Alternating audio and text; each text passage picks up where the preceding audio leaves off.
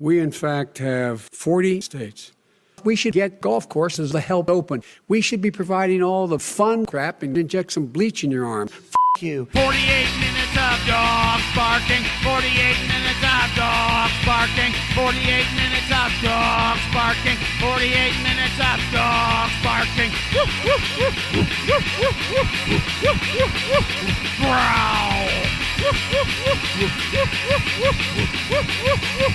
Growl.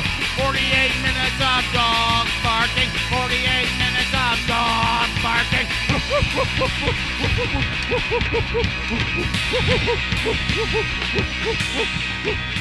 Hey, it's 48 Minutes Dogs Barking. My name is Jason. Alongside for the ride, as always, is my boy Brian. Hey. Tonight's guest is an accomplished comics artist responsible for such hits as Gun Show, Horribleville, Graveyard Quest, He is a Good Boy, God's Hands, Anime Club, Fuck Off, Funny Online Animals, and his wonderful adaptation of Carlo Collodi's Pinocchio. His work has been on Cartoon Network, Adult Swim, Mad Magazine, SpongeBob Comics, and much more. You may also have heard his dulcet tones on Skull Tenders, the D&D podcast, of which he's a part. Is a Crit Awards finalist. Damn. He's a Crit Awards finalist. Congratulations. Please welcome to the show all the way from Massachusetts, the weird, the wonderful Casey Green. That's welcome me. back to the show, my man. How are you? I'm coming off a bad week, but having a good day otherwise. Well, And, what's up? What happened? Not to get too into it, but it's just been a little too much self-medication with marijuana. Okay. And ignoring your problems. And guess what? They don't go away when you do that. They God don't. damn it. You just find yourself laying on the couch crying because you can't figure out which Tom Waits song to put on this playlist. Yeah. I hate them all. I only like the weird ones. Oh. I want it to be big in Japan, but it's too loud. It's too loud for my ears. No, I'm when I say self-medicating, I mean I was literally smoking joints, and that's not good with someone who already has sleep apnea. Although smoking is factually cool. Oh yeah. I mean, It's the coolest thing you can do, but that's not the best thing you can do. as right? has been proven. I mean, we've got years of documents on this. Yeah. So I just needed to not having your little thing to suck on for a week is makes you Probably sad good. and mad. Makes you mad, makes you sad, makes you bad. Well, I just realized it's been just over a year since the last time I had you on. It was Christmas in June the last time we talked to Casey. I think so. Nice. Yeah. Did you bring your friend disappearing Jay Leno? The Incredible Shrinking Jay Leno. Yeah. Tiny. No, I didn't. He disappeared into the ether. He got into Ant-Man 2 or 3, whichever the one he got so small. Subatomic. Yeah. Quantumania. I didn't watch the third one. It's okay. you didn't miss much. There was a weird version of MODOK that looked like it was from fucking Spy Kids. It was very odd. It was a version of MODOK that looked like it came from a CompUSA screensaver that you had to pay Okay, for. I've seen that, but I let go of the Marvel movies after Endgame 2, I was like, that's a good way to end it. And then they kept making more, and I was like, fuck. Yeah. I can't do this anymore.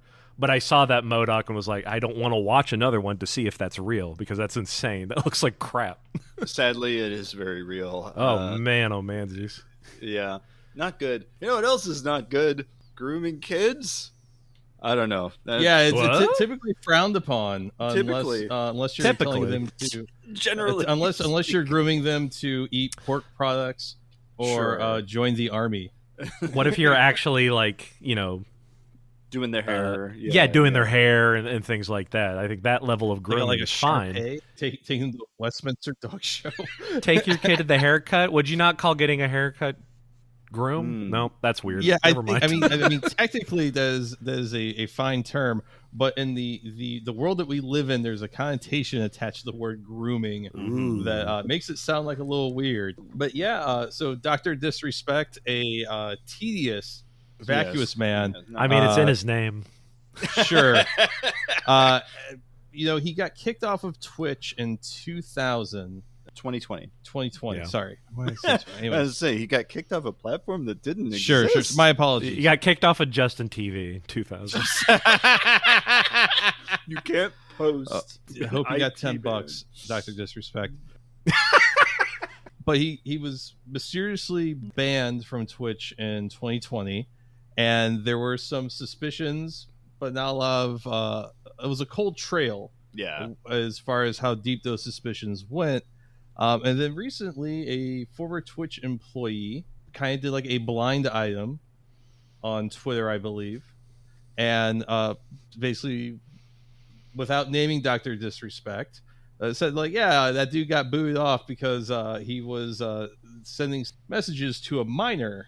Yeah, well, okay, yeah, I guess that's why you would kick him off a platform. Yeah. And Rolling Stone just published a piece. I don't think we have it in the show notes, co-written by a friend of the show, Miles Klee, that a second Twitch employee had gone on the record on background and said that it was in the Whisper program, which I guess was like a DM that was on Twitch for a while.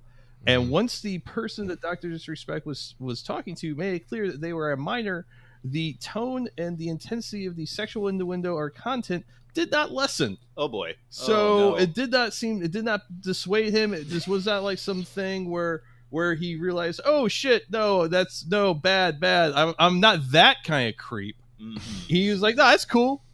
So Yeah, wasn't it like the original tweet of wasn't it just like a subtweet that Yes. that next Twitch employee did that everyone was like, "Is this him? This is him." And then he basically like said like, "Oh, hey, this isn't supposed to go out yet." Like by denial admitting it.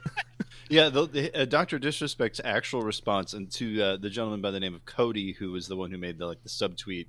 Mm-hmm. The subtweet, by the way, in its entirety reads, he got banned because got caught sexting a minor in the then existing Twitch Whispers product. He was trying to meet up with her at TwitchCon. The powers that be could read in plain text. Case closed, gang. And then a follow-up tweet. No one made the wrong decision. Fuck him and his boys. It was 6 days ago. To which Dr. Disrespect, Jake, seriously, I get it. It's a hot topic that's been settled. No wrongdoing was acknowledged, and they meaning Twitch, paid out the whole contract. yeah, that's such a Just falling face first into falling the pie. face first. Everyone's been kind of just. It's been a minute where I feel like everyone got to have their swing. Yeah. On I someone. mean, it's like he teed it up so perfectly. Even he got it one in when doing his fucking like, fuck it, I did it. That one was really odd. So, Jesus, his post. I think it was Felix. Yeah. From Chapo that quote tweeted with like, "Hi, this is Dr. Disrespect's lawyer. You're doing great, buddy." Yeah, keep going.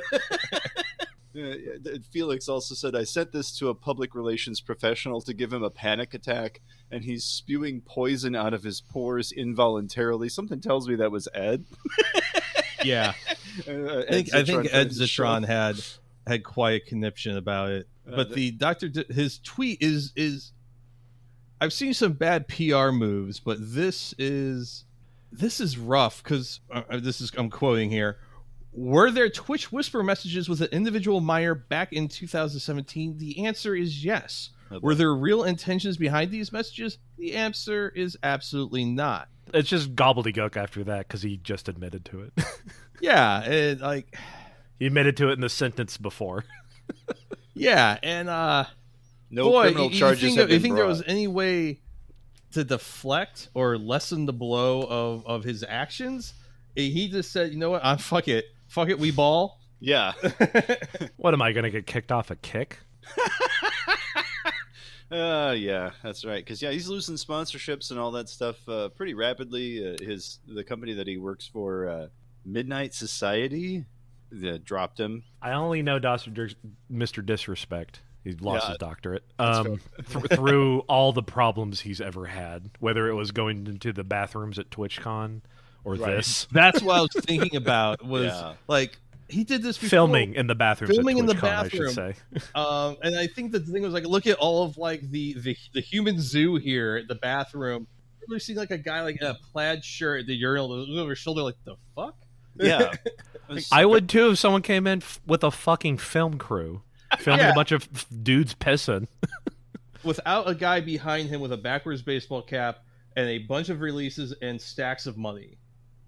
It's just So today at IQ Kev reporting A trans sex worker has come forward claiming Dr. Disrespect cheated on his wife with them in 2017, the same year he was caught talking to a minor.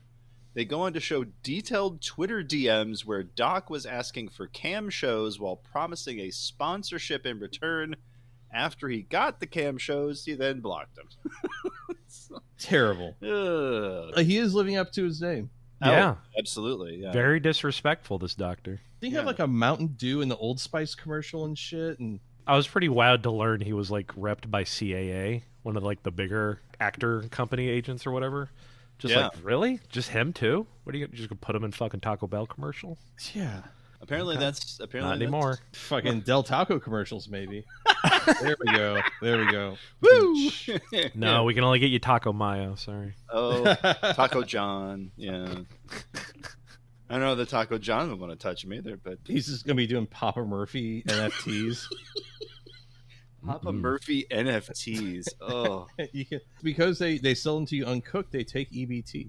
Oh, yeah, that's right. I do remember this. There was a Papa Murphy's up the street here.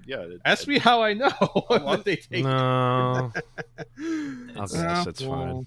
I've never heard of Papa Murphy, sorry. Oh, it's great. It's a take and bake thing. So, like, if you feel like your pizzas are badly cooked by other pizza restaurants, you can take it home and badly cook it yourself. It's just fucking frozen pizza, man. It's Well, like it's take out par-baked, frozen but- pizza. Honestly, it's not bad for what it is. It's all right. It serves a purpose. It's fine. I haven't had it, so I don't know. It's fine. Have you had like Jet's Pizza? No. Okay, because it's about, I want to say, the same quality. Jet's Pizza is like Detroit deep dish But style. This is a brick and mortar store I can go into and grab the pizza, right? Okay.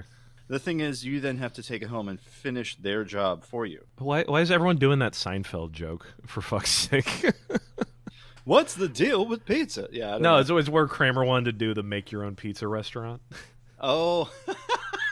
Well, apparently they thought it was a good idea. I used to work for a guy who wanted to do a hot dog shop where it was sold by weight, but you could put your own toppings on there. Oh, the Froyo concept. Yeah. I mean, that's a little easier because a hot dog is a easy to handle thing for yourself. Sure.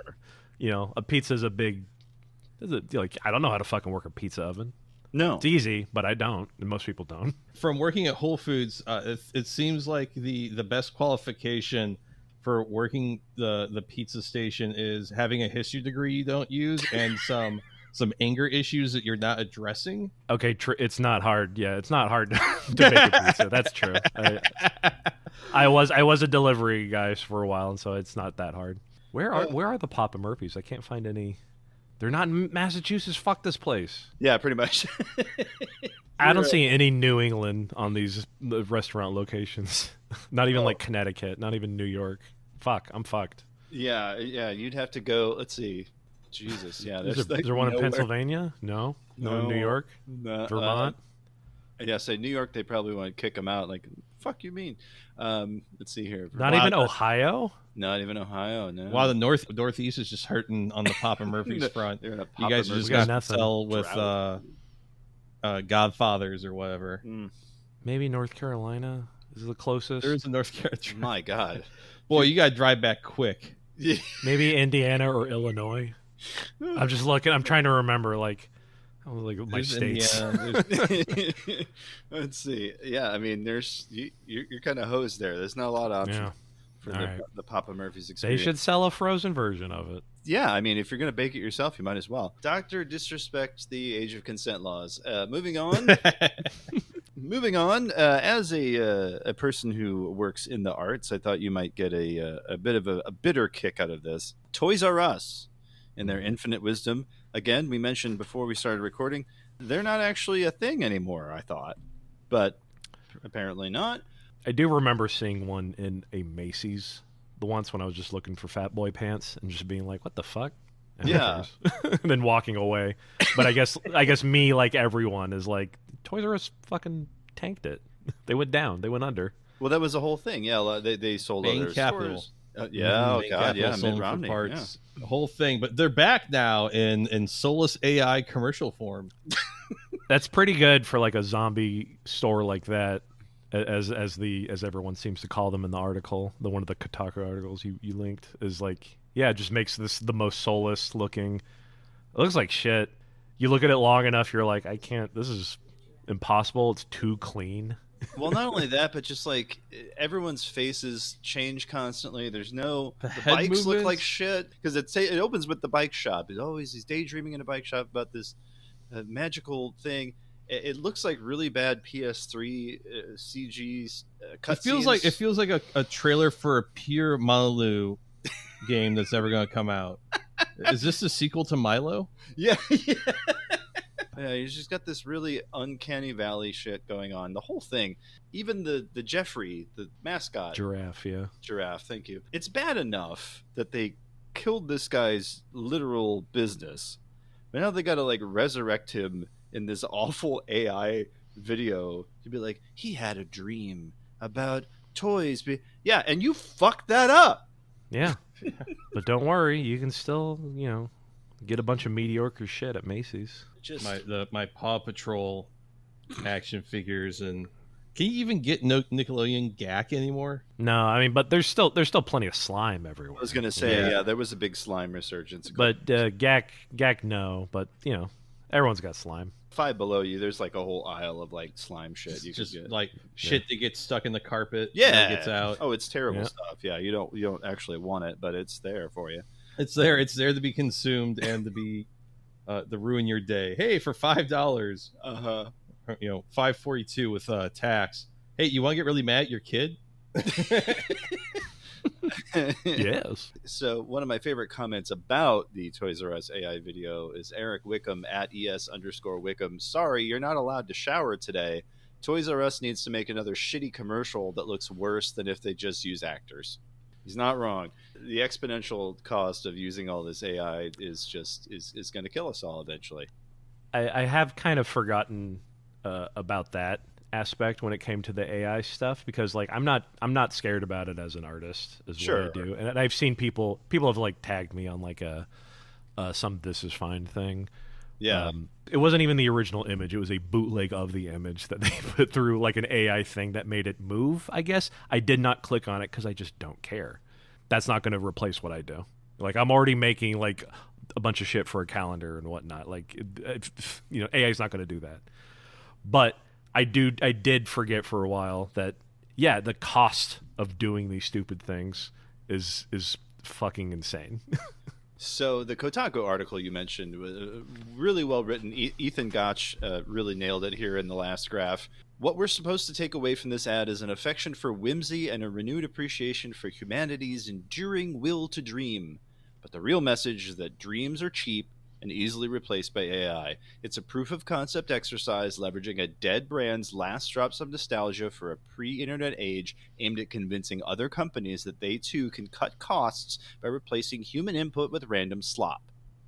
And yeah, that's pretty much how... Like, why use that for Toys R Us? A thing that's not even like an actual brand or store anymore. Because of nostalgia. Because of nostalgia, and they want to try.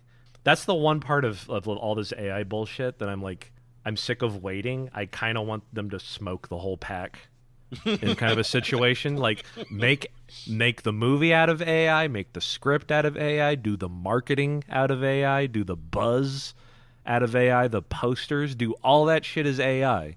Smoke the whole pack and see how far you get with whatever you fucking make. It's kind of already starting to happen, but I would just love to see AI completely eat shit and die.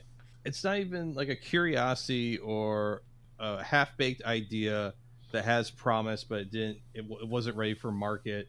This is dog shit. This isn't even like on the same level of those like 2 or 3 movies they released in the mid 90s where you had like a little joystick with 4 buttons and you could change where the path was going on the movie.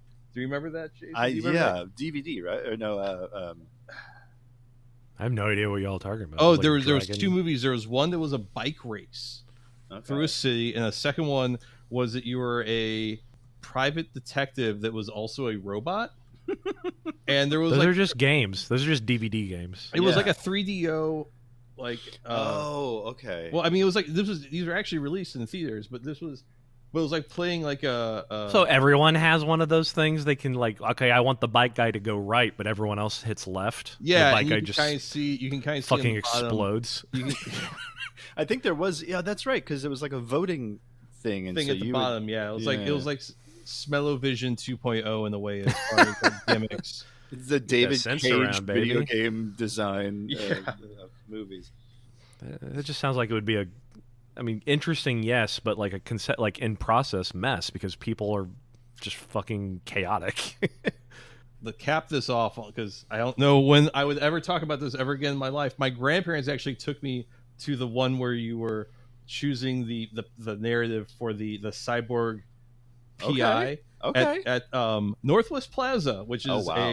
a mall and a movie theater that has not existed in over 15 years, I want to say.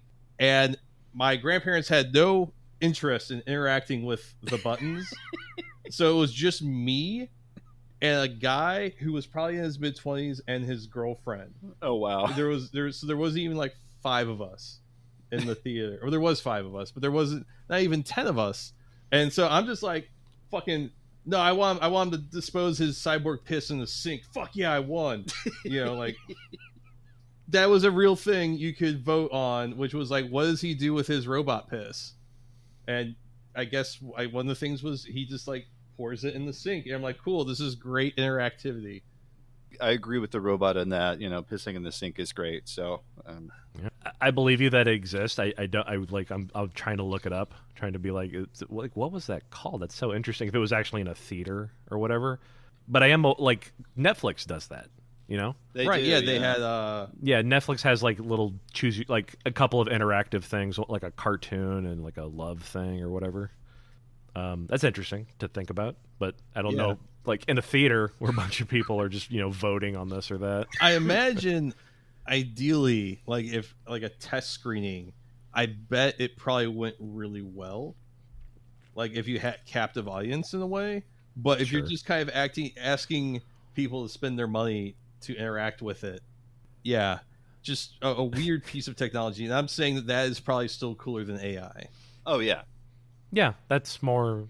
There's more human error in that than AI. AI is some kind of error, but not yours. I'd much rather play Space Ace or Yeah. Yeah, I was gonna say like Space Ace, Dragon, not Age, the other one. I know. Quest? No, that's Layer. Dragon's Lair. yeah. There we go.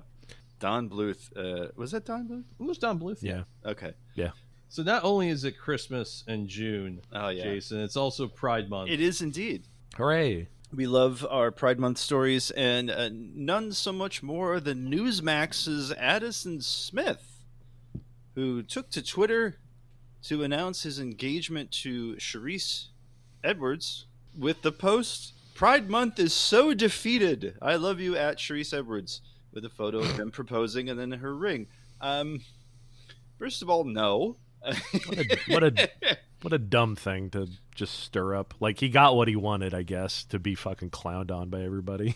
He was formerly One America News, and then he was let go by Newsmax. So, a guy of class and quality already. This from the Daily Beast. Speaking to the Daily Mail on Monday, which, oh boy, Smith rejoiced that his engagement announcement, quote, triggered an entire army of libs, and he couldn't, quote, think of a better way to cap off Pride Month. Mm-hmm. Getting yelled at online is my favorite way to spend Pride Month. Sure. He's a little pain piggy. Because I said I wanted to go to the Chapel Roan show.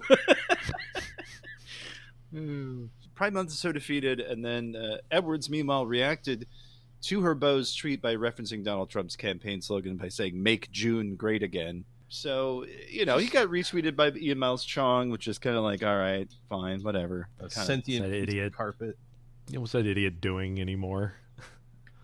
Yeah, CNN columnist Jill Filipovic tweeted, "You proposed to your girlfriend and your first thought was gay people. Weird flex, babe." Others were outright confused by why Smith felt compelled to blast Pride Month during his, quote, ostensibly straight engagement announcement, adding that it was, quote, even more hilarious that he was so obsessed with it. Kendall Brown points out it's actually crazy that these two commemorated their love for one another by taking a shot at queer people instead of literally saying anything nice about each other. and that they can't see what a massive self-own that is. Yeah, I know that if I made my wedding engagement about anything other than being engaged to my wife, that my wife would be like, what the fuck are you doing? Do you think he said that out loud to her? Babe, would you like to own the libs with me? That's Babe, probably there's no how one he else on this proposed. earth I'd love to get the blue-haired baristas mad at with for the rest of my life than you. I mean, if she says yes and is like down to also do that, then you found your fucking annoying wife. Then good, congratulations. Yeah, I guess so. And yeah, she did say like, make June great again, which June's pretty hot. Yeah. Right? Okay, so she is done. Got it. Yeah, she is pretty dumb. Got it. Okay. And of course, he doubles down because this is what these people do. Hundreds of thousands of views, endless angry comments, cry laughing emoji. The libs are triggered. Pride Month is decimated. Huge White Boy Summer W. Hold the fucking phone. White Boy Summer is different. Don't you dare. I have a hot take here, and I feel like the concept of White Boy Summer should be engraved in our Constitution. Every American, every nationalized citizen, everyone with a green card ought to be able to have a government-funded White Boy Summer. Yes. Where it's just you hanging out with the boys for 2 or 3 months. You're listening to your favorite MF Doom record. You're just smoking way too much weed. Yeah. You're having Thai food for the first time. You're just like fucking around for 3 months. Your cell phone is barely ever charged, but you know where to be and at what time. Everyone deserves to have a White Boy Summer. It doesn't need to be this white nationalist bullshit. It just needs to be like, yeah, I got $20. Yeah. Yeah, White Boy Summer at its core is just a vibe. Yeah, everyone deserves to have one White Boy. Yeah, you don't have to ruin it with your bad wedding joke, with your bad wedding proposal joke. He's taken it from us, and I think I'm going to take it back. Taking back the night. White Boy Summer should be. I mean, White Boy Summer should be nationalized. Uh-oh. Oh, no. Good night, folks. Oh, Hey. Oh, jeez. Every white boy gets their little summer, even him, but he ruined it, so we're going to take it away from him. Yeah, it's not his anymore. We're giving he has to dress like it's fall now. We're giving his White Boy Summer to a disadvantaged family of 4, and they get to hang around a lake house, just getting Omaha, too high. Omaha, Nebraska. Yeah, we're taking them to Branson, and he's going to Silver Dollar City on acid. That's how it's going to go. A family of 4, we're microdosing them. It's Yeah. Silver Dollar City. Yeah, All sorry, you have to. It's in the waivers you signed. You got to read that fine print real closely. Yeah. Do you want this $500 daily stipend or what? And our last story this week is a lesson in being too online, I think. I mean, all of these stories are, to be quite honest. You know what? That's fair. In this particular case, House of Decline, wonderful, wonderful cartoonist, someone who it's got a lot of guts for going up against some of the people they've gone up against. She posted this comic, and I'm tired of not selling any lemonade. They changed the sign to anti-woke lemonade. Immediately rushed by the goatee and sunglasses fellas. Young man, I would like to support your business. And the seller saying, this feels wrong, but the money kind of helps. It's funny. Yeah. But I remember when they originally posted that, like earlier in the year. That's just how House is always done. They made a lot and then they just post a lot. And it's worked for them. But this guy sort of glommed onto it. Yeah, Basil at Link of Sunshine, on my knees begging leftist comic artists to stop adding unnecessary text. Holy shit. And then going through and crossing out what they believe is the unnecessary text in the comic. And House, kind of took him to task, but not until after Basil then responded to his own tweet with, I'll be on this point again and again until we stop letting Nazi dumb fucks make better comics than us, and unironically posting a Stone Toss comic. One that's not even really that funny. No. Unless you're as poisoned and online and right-wing as the Stone Toss guy. Like, I looked at that one, and I'm like, I get what he's trying to say, but I don't understand his message right now in that kind of, like, right-wing realm that he's trying to say.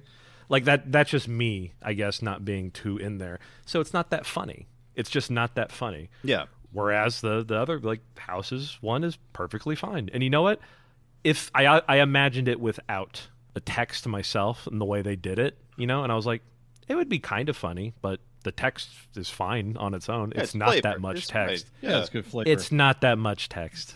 The House even responded directly to this person. This isn't that much text. I just think you don't like to read, which would explain your general vibe of abject stupidity. And that's the truth. Yeah. That's the complete truth of this whole thing. And the OP, of course, look, I like your comics and your ideas, but you got to learn how to take any minor criticism without devolving into personal attacks. And here it is, tweet of the year. But I straight up don't like you on a personal level. Oh, please don't attack me, the person who said your comic wasn't good. No net, just straight. Yeah, just a fucking master fucking post. Yeah. I saw that started to pop off that whole day with the discourse and everything. And like, I love House. I was on Decline, the podcast. Oh, that's right. Yeah, man, I can't follow this right now. This is insane. like everyone's opinion on this. And House just in the middle of it. I know. Like, of all the things, and what's funny is that YOLO Swag Studios, I think, used a piece of your art, the neutered dog going ha ha ha ha, as a reply. Yeah, perfect. It got so like insular that it, like, people started to like at me on Twitter when I posted just unrelated comics about like referencing the discourse of House of Decline and shit, and I'm just like, stop it. Yeah. Stop it. Yeah. Just like a dog that did something bad. Just fucking stop it. Yeah.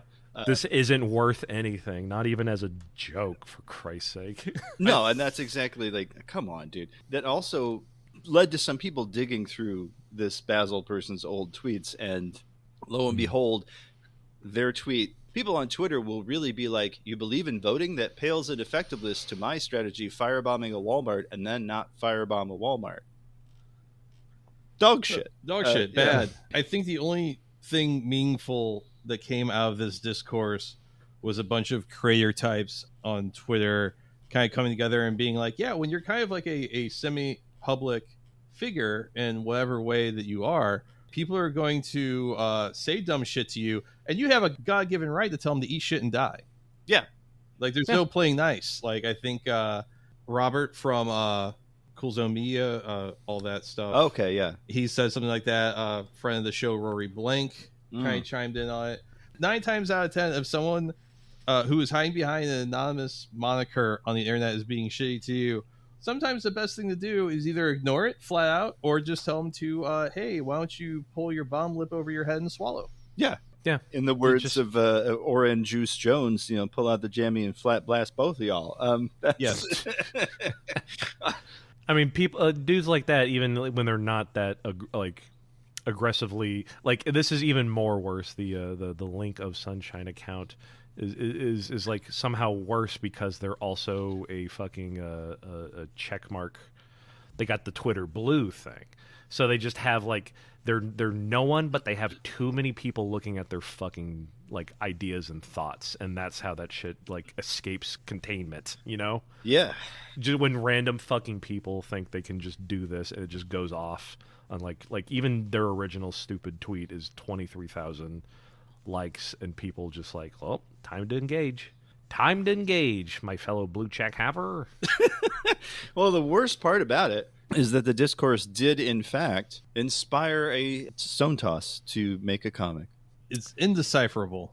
Well, I think I saw some people post that. Is that really a legit Stone Toss jam? I don't even want to look it up. It feels like with like the weird little creature. Well, that's a direct reference to an older piece of art. I think it was called the Intruder. Oh, well, it shows how much I don't know. I gave up on Stone Toss once I learned they were just some fucking loser in Texas. What a hoot that was, though. I mean, just like, oh, it's just some dipshit from Texas. It's just some guy who like was in like your desktop publishing class in high school that smelt like fucking rice water and Doritos. He was always asking the teacher if they could play fucking Tiger Woods on the lab computers. Or hey, can I show you guys a really funny Flash comic? And it's like the fucking Quiznos commercial. Oh, God. Well, to wash that taste out of my mouth, I think it's time for Crypto Scam of the Week. Casey, you ready? Yeah. You're listening to 48 Minutes of Dogs Barking, the podcast. And now it's time for the Crypto Scam of the Week. Is it Stone Toss crypto scam? I see he's got one. Yeah, he is doing NFTs. Yeah, he's doing NFTs, not crypto. My mistake. I'm sure there's a crypto out there, or will be at some point. You know, we never sure. followed up, Jason, on the Schmorky. Oh, NFTs. yeah, you're right. Yeah. Speaking of derivative art.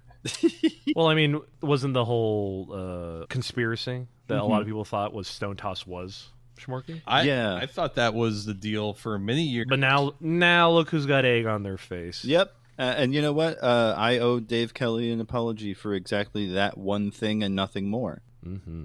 Anyways, to a much happier topic. Jason Derulo, remember that guy? Jason Derulo. Nope. So he's a D-list celebrity on the same level as the guy from Buck Cherry and the one guy with glasses from the I'm a PC and I'm a Mac commercial. John Hodgman? Well, he at least had a career I paid somewhat attention to, but I have, don't give a fuck to be about fair, Max Fun anymore. Well, he did a series of comedies. He was in a couple of shows. To be fair, I do have one of his books, More Information Than You Require. Oh, yeah. Now you owe him an apology. I know, I'm just riffing. So there's been a series of celebrity crypto coins. Iggy Azalea, 50 Cent, Jason Derulo, Hulk Hogan, and a couple other individuals where there is some guy, I forget his name, I think he's like from Saudi Arabia or something, who is basically paying these celebrities something like, I don't know, 10, 20 grand to launch a token. They don't really understand how the crypto space works, and they end up getting their name and their brand fucking run through the dirt. And this individual who pays them 20, 30 grand or whatever to license their name for this, essentially, like walks off with millions and millions of dollars. Yeah, the gentleman's name, by the way, is Sahil Arora, and he has been linked to this one, to Caitlyn Jenner. I believe G Unit might also have been Sahil. 50 Cent claims that he was hacked. I have no association with this crypto, as do Metallica, who were also recently hit with one. So the only one that we really confirmed would be Jason Derulo, Caitlyn Jenner. But yeah, Sahil Arora, not a good fella. This is from Decrypt. When asked why Jason Derulo is now outing him, Arora replied, part of the script. Decrypt then questioned if he devised a plan for Derulo to call him out as part of the deal. Arora responded with something like that. So apparently it's a whole thing. And people are still falling for this shit, like even a year later after you guys were, doing crypto scams and shit. Oh, yeah. With me when I was here. Yeah, Jesus it's gotten worse. Yeah. Every week I have to go through these and go, well, which one are we doing this week? Because there's like 5. Because it's so absurd.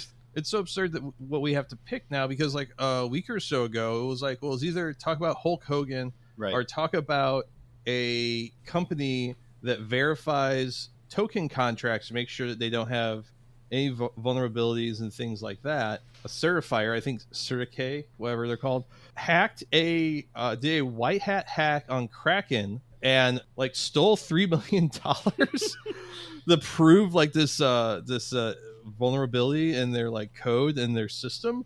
And people are just kind of like, well, that's cool that you figured that out and you let them know. Why did it have to be $3 million, and why did part of it go through Tornado Cash? Mm-hmm. Like why couldn't you have just done like, I don't know, $500 and been like, hey, you guys got a problem. Here's your $500 back. First of all, Jason Derulo's coin was not Derulo coin, which I would have expected. No, he used $ Jason, which really just ruins my plans for ripping people off in the future. But just do what I did and add an extra in at the end of it. You know what? Not a bad idea. I'll make sure you get a cut of the proceeds. But yeah, at Jason Derulo, damn, Sahil got me. Damn. That's all right. That's okay. That's motivation to take this all the way. Just bought $20,000 worth In this for my fans for the long haul, going to do everything in my power to send this shit to the moon, updating deck screeners shortly. So not only did he admit to getting conned by this guy, but also he's like, well, I'm going to go all in on this. And that's the only way to save face with your fans is to get fucking owned with them. Yeah, Pro the Doge, Slum Doge millionaire, responding with, bro made $1 million off his rug and put $20K back in the chart. LOL, you're not stupid or new to crypto, Jason. You know exactly what was happening. Don't play dumb now. And yeah. After he posted that, the token spiked 736% to a market cap of 5 million in less than 2 hours. So yeah, cool. It's only going to get worse, KC. Yeah, sadly. I know. I still get like people who try to follow me on Twitter that are just like, fine coin. This is fine coin. NFT whatever coin. And I'm just like, Christ, I don't care. Yeah. Do people who like NFTs or pay attention to NFTs like listen to this? Because I could at the very least be like, I have nothing to do with any of that shit. By all means, let them know. Nor do I have any. How do you stop that shit? You can't. You just, for my opinion, I just feel like I'd rather let it die on the vine because that's all I've seen them do. The Pepe guy kind of just. Matt Fury. Matt Fury leaned into it. Yeah, I think he had kind of been boxed in a way that was. I think that was the only way out, was to kind of take some control of it, because that.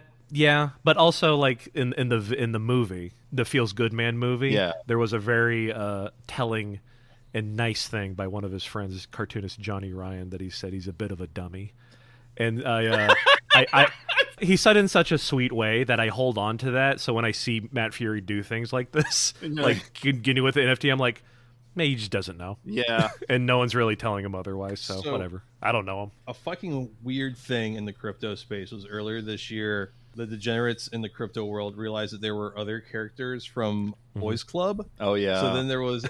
Oh, no! An Andy coin. There was a coin. And a land wolf. Leave land wolf alone. Please, exactly. Land wolf, he's barfing out loud. Leave him alone. God damn. But so the thing that killed me is that one of the tokens looks like it actually might fucking go to some ridiculous market cap. Like the project isn't dead or the meme isn't dead. But people keep launching a land wolf token. I forget on which chain, but it just like rugs. And I saw a tweet where like, you know what? This is the 5th land wolf token that's been launched on Base or whatever. But I have a good feeling about this one. And then seeing them respond to their own tweet like a couple hours later, like, oh, that one rug. Yeah, I think I see nothing but like just different versions of the This Is Fine one come out, and I'm just like, that's probably all fucking rugs. Oh yeah, yeah.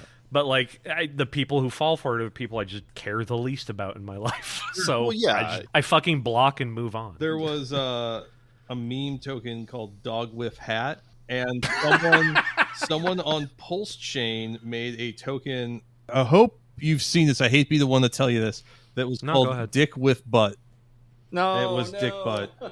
And well, see, Dick Butt's even like I care even less about. Sure. Not only any people who use it, but the meme itself. I can't hold on to that. That one's even weirder than the dog burning to death in a house. Yeah, right. Question hound fucking melting. Yeah. There's another call to action. I let go of the copyright on Dick Butt. I genuinely don't care what people do with it anymore. It's so stupid and like cute and like vulgar and not in a fun way anymore. You know? Yeah. If you want to put it on a fucking billboard, Mr. Reddit, I don't give a fuck anymore. Well, because there's a yearly thing that happens in our neck of the woods called the punk rock flea market, and there's people selling patches and shit. And I saw somebody with a Dick Butt patch that they were selling in their store. I was like, "Do you know? I know that artist." I said, "Oh, I don't know. I found this on the internet." I'm like, "Okay." Even people with the dog still are like, "Oh, I didn't realize I couldn't use it." They thought it was some kind of public good. If only, then I could stop, drawing altogether. Well, there's that, yeah. But the 50 Cent one, the 50 Cent fucking, he claims he got hacked, right? This is 50.com, was replaced, was up. Then this Complex article that I linked here, I thought it was pretty interesting. Back in 2018, TMZ reported 50 was the first rapper to accept Bitcoin as payment for his Animal Ambition album in 2014, which was 700 Bitcoins at the time. At the time, each Bitcoin was worth $662, so 50 pocketed approximately $463,000 in sales. By then, a stake of that size had grown to $7.8 million. A month later, he filed for bankruptcy, and then he did in his sworn testimony, said, "I have not owned either a Bitcoin account or any Bitcoin." So it tells me that 50 is no stranger to cryptocurrency. So weird. Yeah. It'll be really interesting Scams. if we ever find out like the real truth about this stuff. Well, finding out the real truth about stuff is a good and noble cause, and I really hope we do that. That's why I think we do Crypto Scam of the Week, inspired by one of the guys on YouTube that I really love, CoffeeZilla, who he's who great. recently finally released his 1 million follower special, like a couple of years late. CoffeeZilla's video was more of a short film. And that brings us to our main topic tonight, which is AtomFilms.com. Now, Casey, you brought this to my attention. I had asked, hey, what's the thing you want to talk about? You said you spent a lot of time on AtomFilms.com. I did not know that this was a thing. This was not one of the places that I frequented, but then I started doing some research, and I was very intrigued. So first and foremost, what was it about Atom Films that drew you to the site? It just animation. Yeah. Like they had put. I got it mixed up, but at the same time there was another site called Icebox.com. Okay. That was a like Flash animation kind of shithole but it was like at the early age of like 2000, like literally the year 2000, and they got like different writers like Mike Reese from Simpsons and someone from South Park to make some like animated shows, and some of those don't hold up as much, like Mr. Wong, about a really racist Chinese butler and his the woman he works for. But I remember it, and other things like Jesus and His Brothers or Hard Drinkin' Lincoln. Oh, man. Rock and Roll Dad is another one that had Peter Bagg from Hate. Oh, yeah. Attached as the artist. Or Queer Duck. Queer Duck was a great one. That one actually was like big enough that it had like a little DVD movie spinoff. Okay. It was about a queer duck. Okay. Some Duckosque. Alongside Icebox, I also learned about AtomFilms, which had fucking Aardman Animation, fucking Wallace and Gromit weirdos doing Angry Kid. It was a really fun stop motion / or live action kind of mix. What else do they have on AtomFilms? David Lynch showed up. Oh, they had Dumbland. Dumbland, yes. David Lynch's Dumbland is still so fucking funny. Yeah, here's the piece from The Guardian. The weird and wonderful career of David Lynch takes another curious twist with the news that the director of Blue Velvet and Wild at Heart is to develop a series of cartoon shorts for an American entertainment website entitled Dumbland. The cartoon series will begin as a set of 15 films running about 3 minutes in length, with further installments screened every fortnight. Lynch is quoted as saying, "It's going to be crude, but sophisticatedly crude. It's very dumb and very bad quality." Yeah. I mean, I've seen it since then, and it's hilarious, but it is just him in Flash animation. Sorry, I got to do the voice. It's going to be dumb and very bad quality. Yeah, like my David Well, Lynch if you can believe it, we're back again Well, at Dumbland. it's a scant 92 degrees in the shade. Yeah. I lived for his weather reports when he was doing those during the pandemic. That was, and actually he's still doing them, but it really was like between a lot of those like short film areas, like Atom Films also had like just odder short films that weren't series. yeah. Beyond that, like The Cat with Hands. I always remember that one. That was on Atom Films. A lot of this stuff you can find on, I think, YouTube nowadays. Yeah. But like it was still like an interesting, like, you know, it was the year 2000. The internet was just starting. Mm-hmm. They were trying it out. They were being like, well, what if we give fucking Aardman Animation and David Lynch some money? The official Star Wars fan film network was on there. And that was that was a deal that Lucasfilm struck, courtesy of Entertainment Weekly, back in November of 2000. So yeah, Lucasfilm struck a deal with the site to give junkies an official home on the net for their spoofs and documentaries. The Star Wars Fan Film Network will go live at the end of the month. Yeah.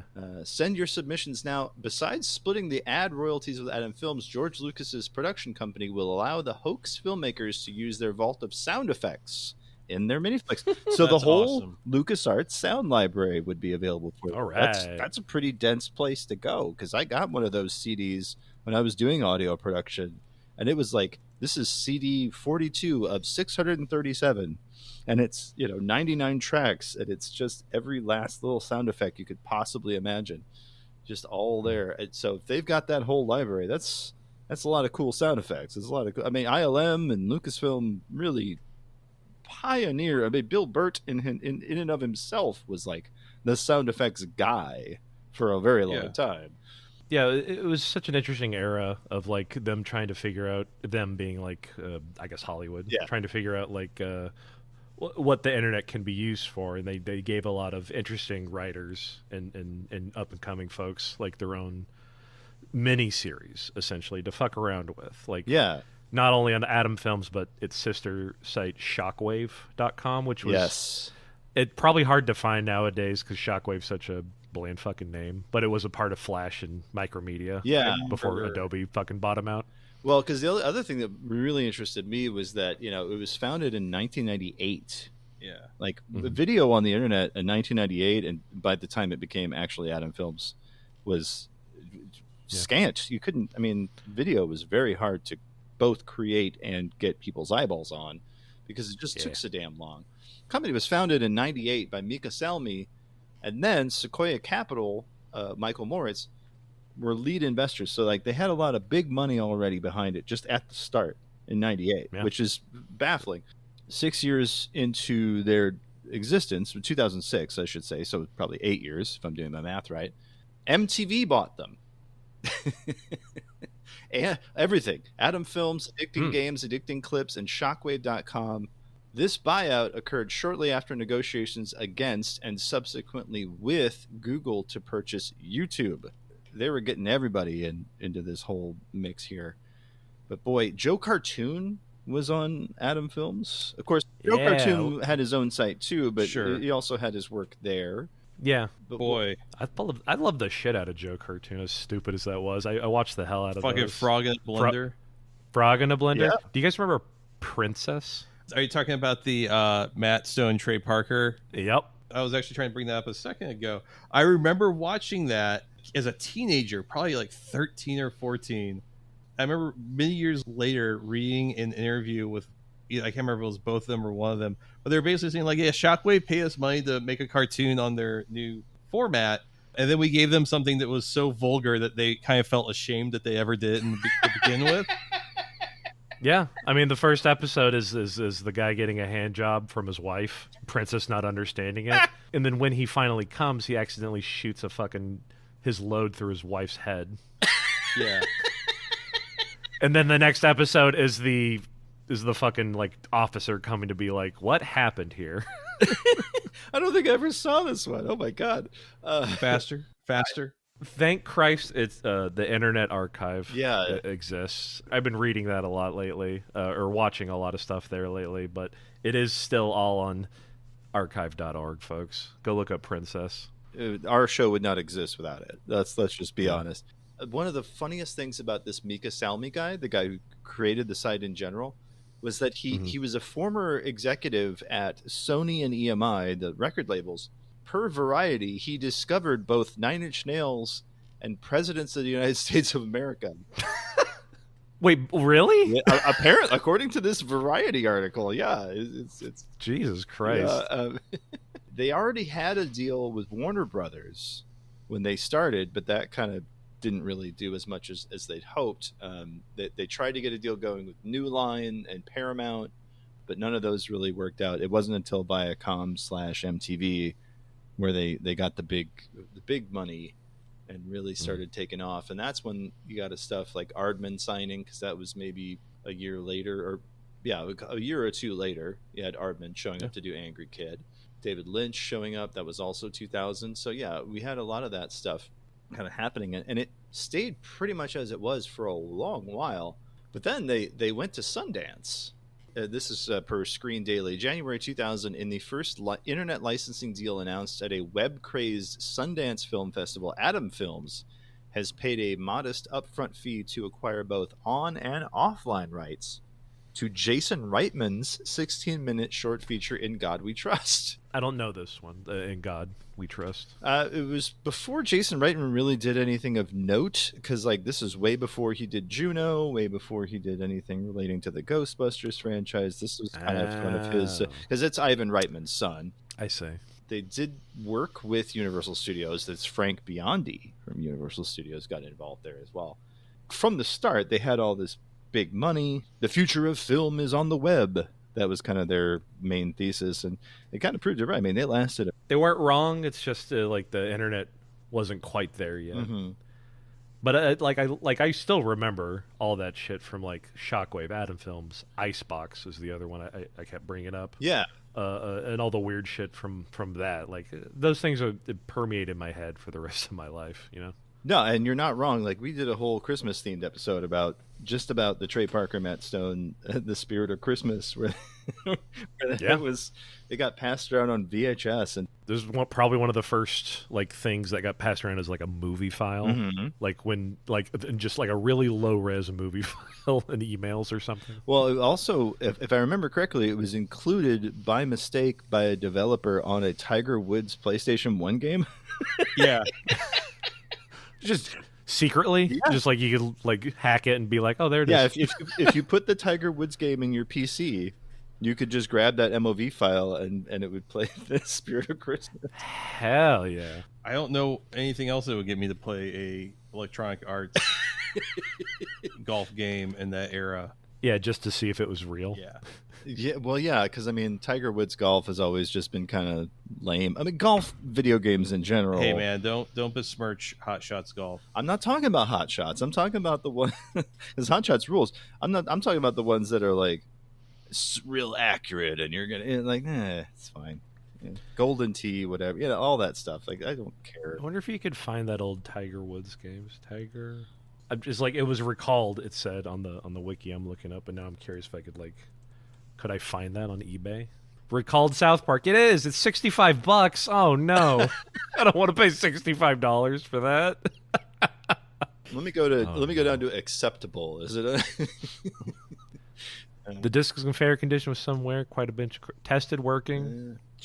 It's the South Park version. Well, I'm thinking like, wow, that's like worth as much as like a copy of Earthbound, which is a game that is a million times better. Yeah, I would rather like deal with Earthbound than try to hook up my like a fucking disc reader to my Mac right now. Yeah, no.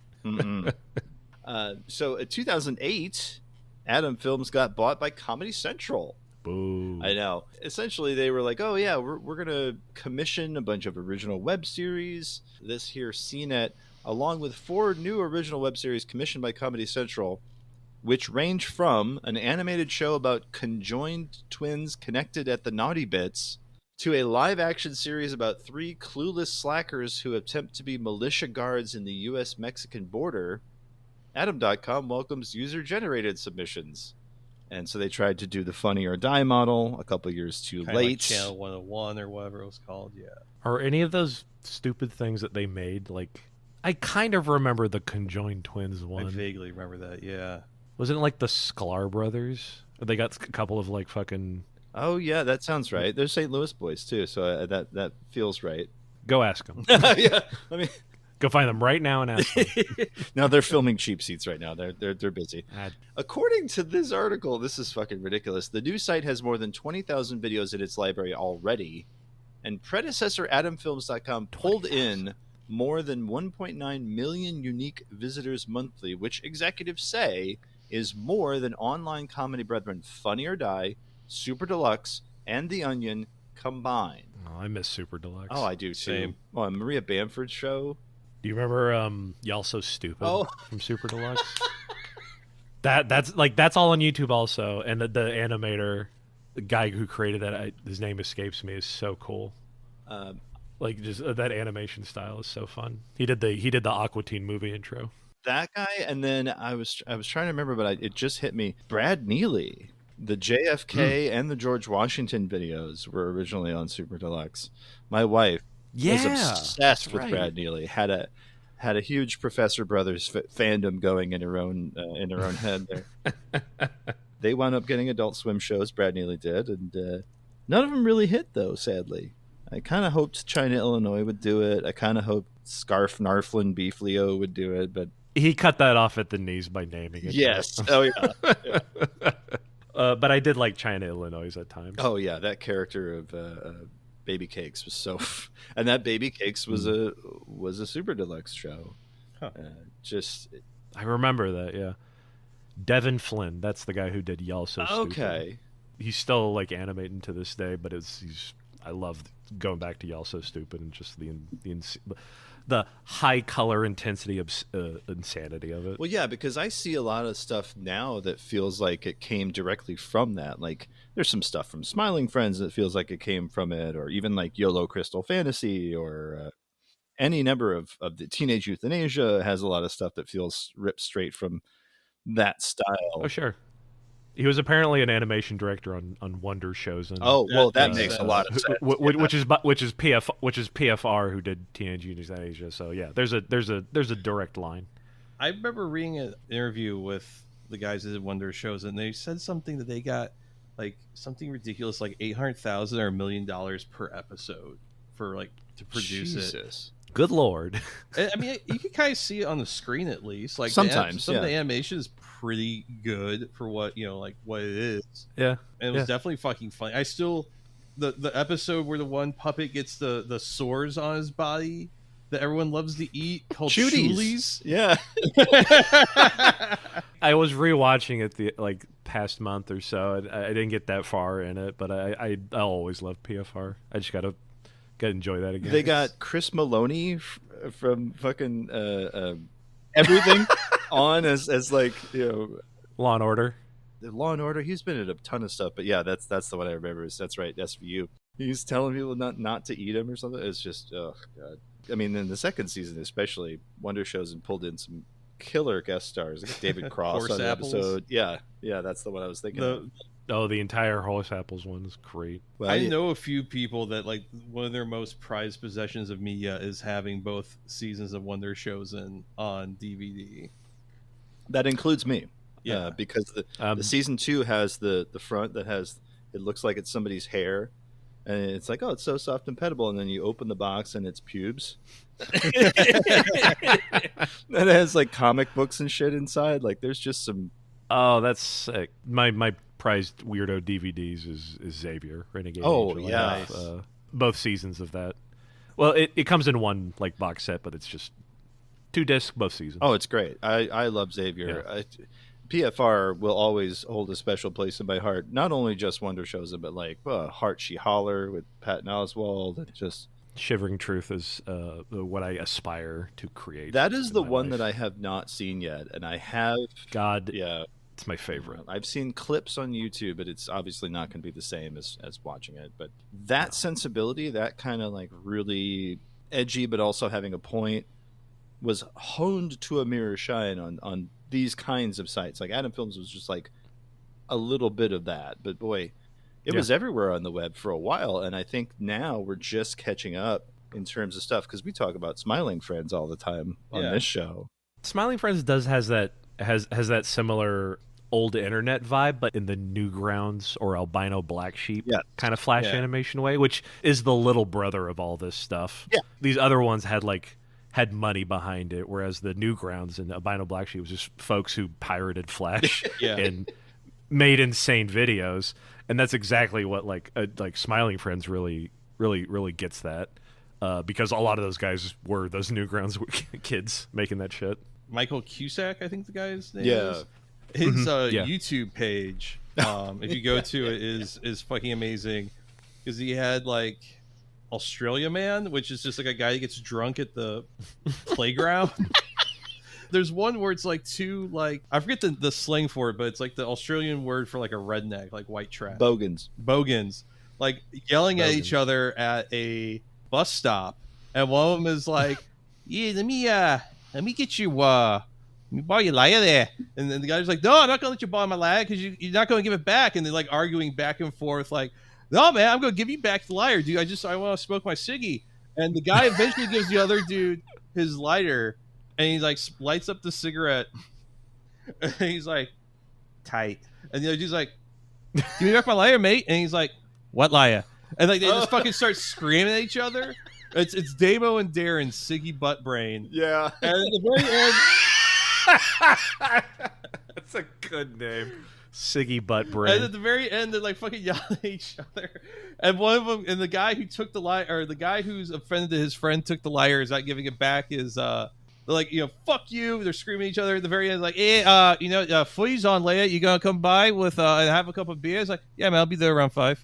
Like, just, and I've known so many people in my life like that like fucking had those frenemies. Yeah. Where it's like my fucking asshole friend, but he's the only guy I know that likes to watch, fucking baseball. Yeah, I mean, that's YOLO Silver Destiny. The YOLO series on Adult Swim he does with just the girls and everything. YOLO Crystal And I even- Fantasy? YOLO Crystal Fantasy. Yeah. I tried.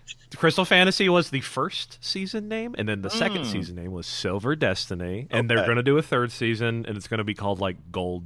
Okay. something. Yeah. Fucking A, man. Yeah, let's go. The YOLO Yeah. is so fucking good. I tried showing it to some friends who unfortunately have kind of gotten like really conservative in their sense of humor, and I remember showing them a couple episodes and they're like, this seems really misogynistic.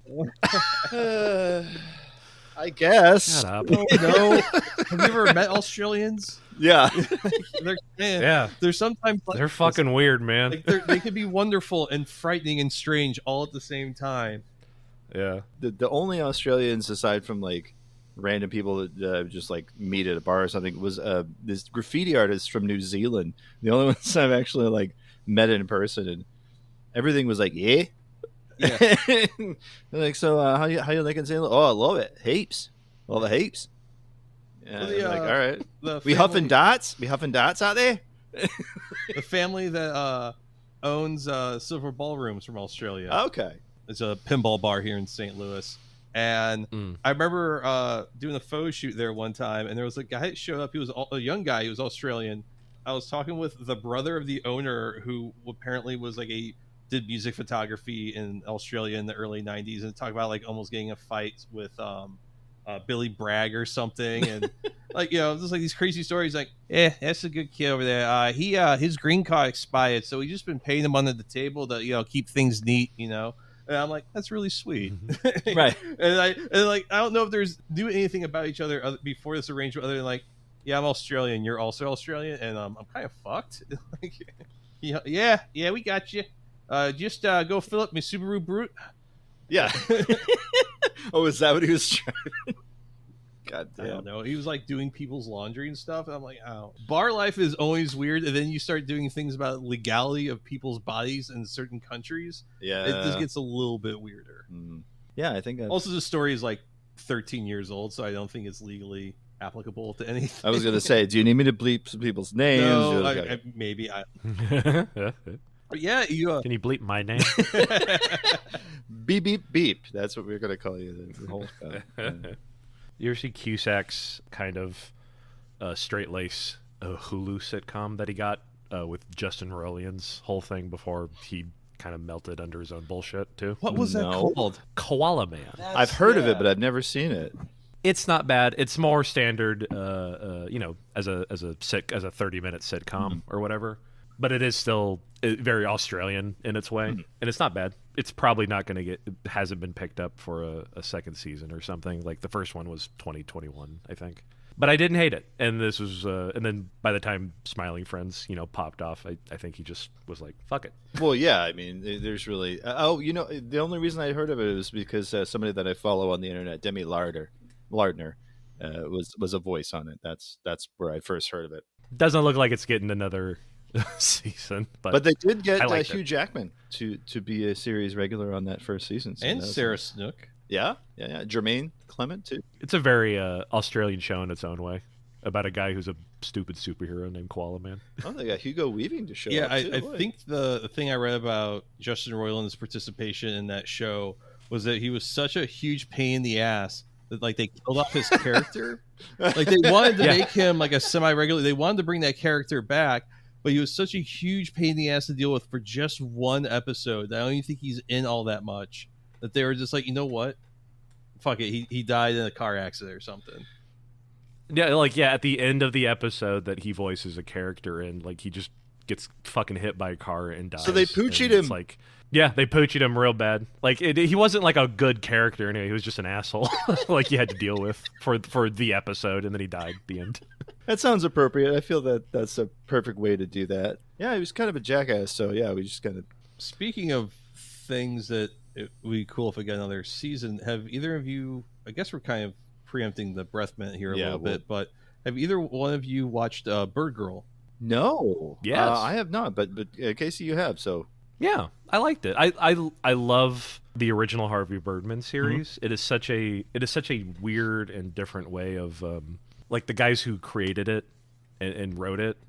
Their names escape me right now, but they still I think they work in management positions at Adult Swim now, or Cartoon Network in general. Had such an interesting way of doing the show, such a quick and snappy way, that it was fun to see them come back to it again, like with the Harvey Birdman special. Remember that? Yeah. And essentially with Bird Girl, which is just a different series in the same universe. Michael I thought it was Ouweleen great. and Eric Richter, by the way. That's just for the Yeah. Michael Ouweleen is is a higher up now in Cartoon Network and Adult Swim, which is great, but probably doesn't leave him a lot of time to make any more. Because I think Bird Girl only got the 2 seasons and it's over. It's over, and man, what a good 2 seasons! Just a lot of really fucking snappy jokes, really good pacing. Yeah. I was really bummed to hear that it wasn't getting picked up for a 3rd season, because I thought it was apparently part of what made it so hard to produce was that Hanna-Barbera, or Cartoon Network through Hanna-Barbera, was really touchy about what they used from Hanna-Barbera and Space Ghost, because they were going to do a straight-laced, not funny Space Ghost reboot. Ugh. Yuck. Never happened also. Yeah. That's why Judy's father, Kevin, Phil Kenseben. who was voiced by Stephen Colbert, is vaguely featured as I think the biggest thread to the original series that they could do, because Harvey Birdman's not mentioned at all. No. Well, Because Gary Cole's busy. He's got another thing going, so. In the universe of Bird Girl, Phil is dead, quote unquote. He's been dead before, though, so yeah. True. Yeah, he could come back, but in the universe, they're just he died, and now it's in Judy's hands. It's very surreal and vulgar, and the thing I've seen people complain about, people whose opinions I don't take seriously, oh, it's too woke, and you can tell there's it's very woman centric. I'm like, yes, but it's vulgar. There's a joke about queening. Yeah, who gives a shit? It's still funny. There's a character who's an old surly man, but he's a basset hound wearing a bucket hat, and the character's name is literally Dog with Bucket Hat. I love that character. He's so good. I love there's an episode where he was just well, that's it, and he was about to fucking just jump out of a moving car, just be killing myself. There's one where he becomes he strips. In the 2nd season, he's at a strip club in the middle of nowhere. They're just they say woke because there's women in the character. Who gives a shit? It's fucking funny. Quit being pussies. Her assistant, the absurdity that character goes through. There's the one episode where Judy says she wants the freshest cup of tea. Oh yeah, or something like that, and so her assistant goes Japan and learns the way of growing I don't know Gikiro first flush high quality tea, has a child with a Japanese man, and then brews the tea and hops on a bullet train and goes back to America. She comes back and I think it's oh, where'd you been? Oh, I think they did a lot of cool stuff with that. It's a shame that they didn't get a 3rd season, but Warner Brothers also seems like they don't know what they're doing. Shooting themselves in the foot constantly. Yeah. I mean, the cast alone on that, Rob Delaney, Tony Hale. Mm-hmm. I mean, Rob Delaney's character was great. Character named Brian. Yeah. Yeah. I think animation's in a weird place right now. Adam Conover and the Animation Guild did a whole video this week about animation unions are going to be a thing, and we're going to support this. This is kind of where it's headed, because Warner Brothers, like you mentioned, with them fumbling the bag on Bird Girl and various other things, they're shit in the bed. Coyote versus Acme, they shelved what is reportedly a very funny, very good movie. John Cena, Will Forte, just a rogues gallery of really funny people, and they said no, we don't think this is going to make any money. Well, you don't know that until you put the fucking movie out, do you? Yeah, it feels like it's less of a thought process in any way than just, I don't think it's going to make any money, because they have all the things that say like it's tested well, it's rated well, and all this shit like this.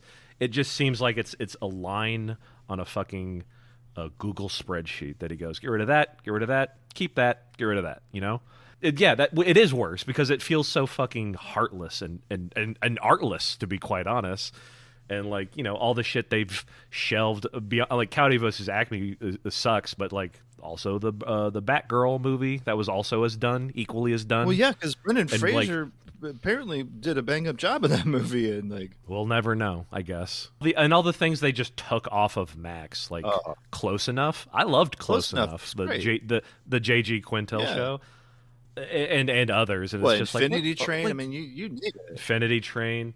It's so heartless that it is just like fucking lines on a graph for fucking Zaslav and whoever else is saying, yeah, let's do that, do this. And it's the work of like really intensely passionate creative people. I think is the worst of it. If it was AI slop, I wouldn't feel so bad. You know what I mean?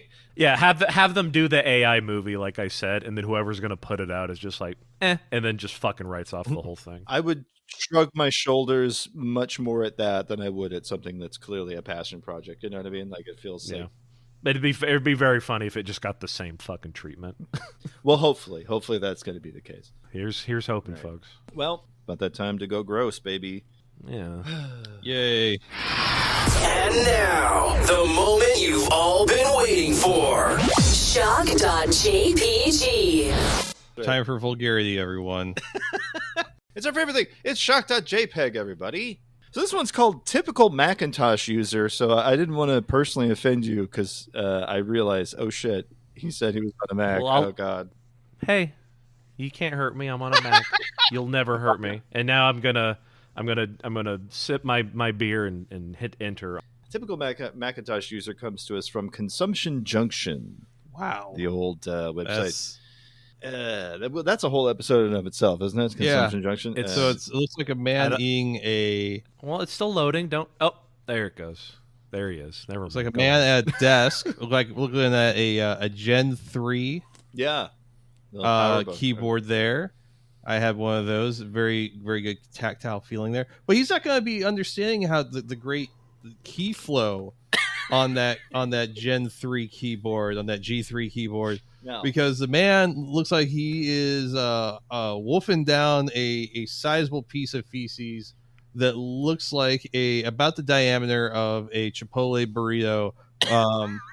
Only half as spicy. It looks like a chocolate covered sausage. Yeah. So apparently, after looking up some info about the history of this image, it is in fact a rubber sex toy covered in feces, not a. That makes it so different. But there is a cake dish on the table next to pie dish. Yeah, the ceramic pie dish there. So fake man, real feces. Is that what you're saying to me? It's a coating. It's like the frosting. Which part is the sex toy? The bit that he's got his mouth on. Oh, so it's a dildo covered in shit. Yes. Exactly. Okay. Like if it weren't obvious that it were a dildo cover. God. Okay. I mean, it just looks like a meaty turd. Right. Yeah. Well, because the pie dish next to him is filled with other meaty turds, so you kind of make that connection. He's also this Elder Scrolls cosplay is making me uncomfortable. How do we know this is a Macintosh? You see the G3 in the back there. Oh, is that what that is? Yeah, I have one of those in my mom's basement. I never had one of those things, so I didn't know. And also the keyboard. The keyboard's one of the old G3 keyboards. All right. Hey, look, that's going to get all. I agree. Now he's a typical Macintosh user. Yeah.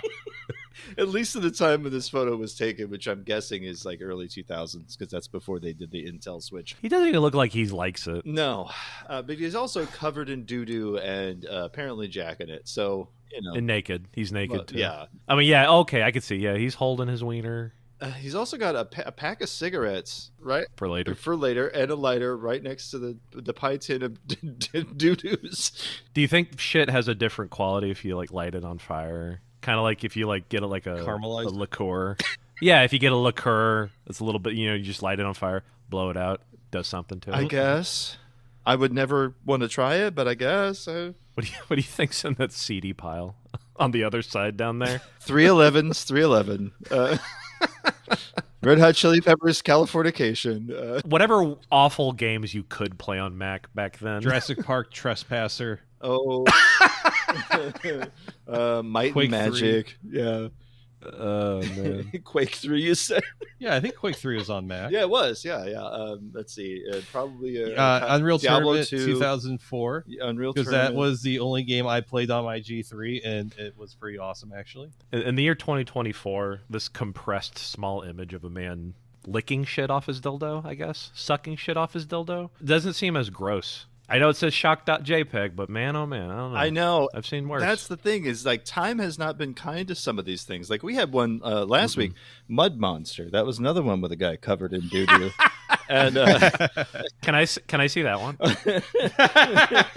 well, that one was a bit of a. That was the one where I had to include the warning about sound because it includes a blaring.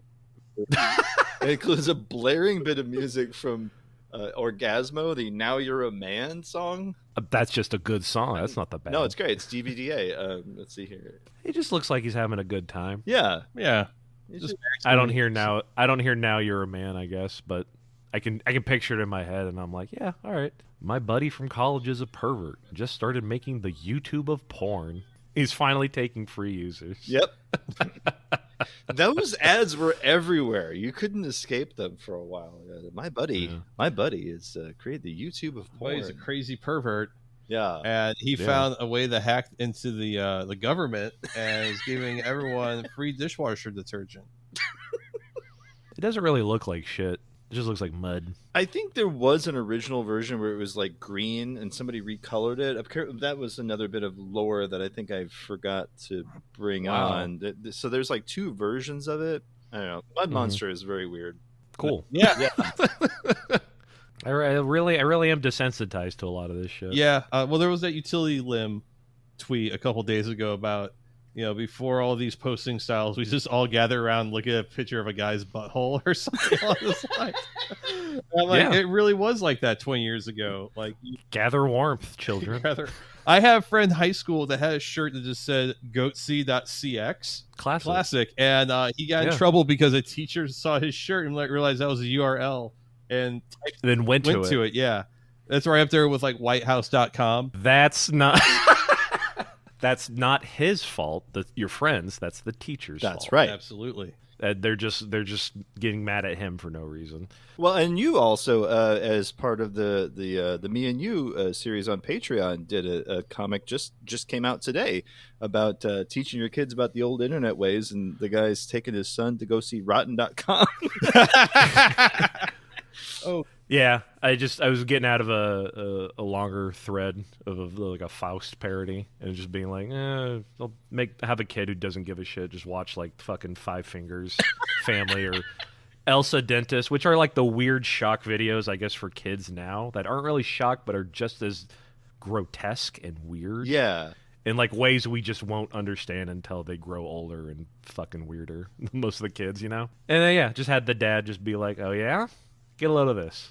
I love the detail that you put in there about the old family computer that you had to hand crank. Yeah, Perfect. Just a big old guy. Did you see I put Bud Dwyer? Yeah. And the Abu Ghraib lady. Yep. Those are pretty tame images. Yeah. But they do precede awful, funny and awful things. By the way, for our listeners, if you're not familiar, Casey Green does a wonderful Patreon where you can get some of these comics, including Me and You and some other wonderfulness there. Patreon.com/KCGREENN. Is that right? One N. I didn't need to put two N's on this one. Not this time. No one took it. Okay. But maybe I should have done it for the sake of branding. Okay, so I don't know. My shit's fucked these days. So man. Patreon.com/Casey Green. Boy, Me and You has been such a hoot to follow. I really appreciate just like. Thank you. It's a wonderful peek into the like they said in the old rap song "Journey with Me into the Mind of a Maniac." That's how I feel. It is just a improvisational comic that I do about a cat chasing a mouse, and I take that liberally in lots of different ways. No, I think when it comes to stuff that's just like, yeah, this is what I'm doing right now, and I'm just going to do it. And boy, that's admirable. Because I feel like this show is us doing that, but you don't have to get too into it. But like, just the ideas of webcomics have changed. That it is kind of interesting that I can just do this, I guess. And what am I going to do at the end of it? I don't fucking know. Well, yeah, I mean, book? Maybe. Who knows? Maybe. Yeah, I don't know. At this point in my career as a cartoonist, there's a part of me that's like, I don't want to. The archival part of my work is not something I'm interested in, but I do want to show people what I'm capable of. Oh, sure. Well, I mean, that's perfect then. If that's all you want, then yeah, Patreon's your way to go. Well, not everyone looks at Patreon, but everyone looks at books online, at stores and shit like that. That's true. We had K-Thor Jensen on last week, and I was talking with him about how, like, so you do a creative thing, like you do webcomics, you make music, you create art in some way, or even writing. Yeah, it used to be like, okay, you spend an hour on your craft and you have to spend 15-20 minutes promoting it. Now it feels like you spend an hour in your craft, you have to spend like 3 hours promoting it. Like the labor and just telling people it exists, or trying to get the algorithm to recognize it or boost it, like it's frustrating. I don't know how you fix it. I don't either.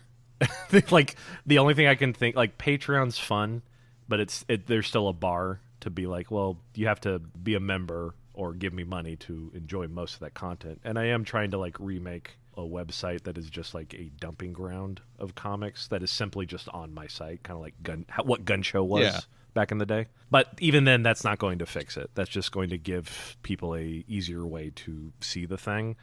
But that you're not going to get people always to click the link you show up with. And that's the aristocrats. Yeah. I don't fucking know what the answer is. Try not to fucking cry too much and keep drawing. Yeah. Well, that said, I think it's time for the breath mint, Brian. What do you think? It's time for your mom's favorite part of the show.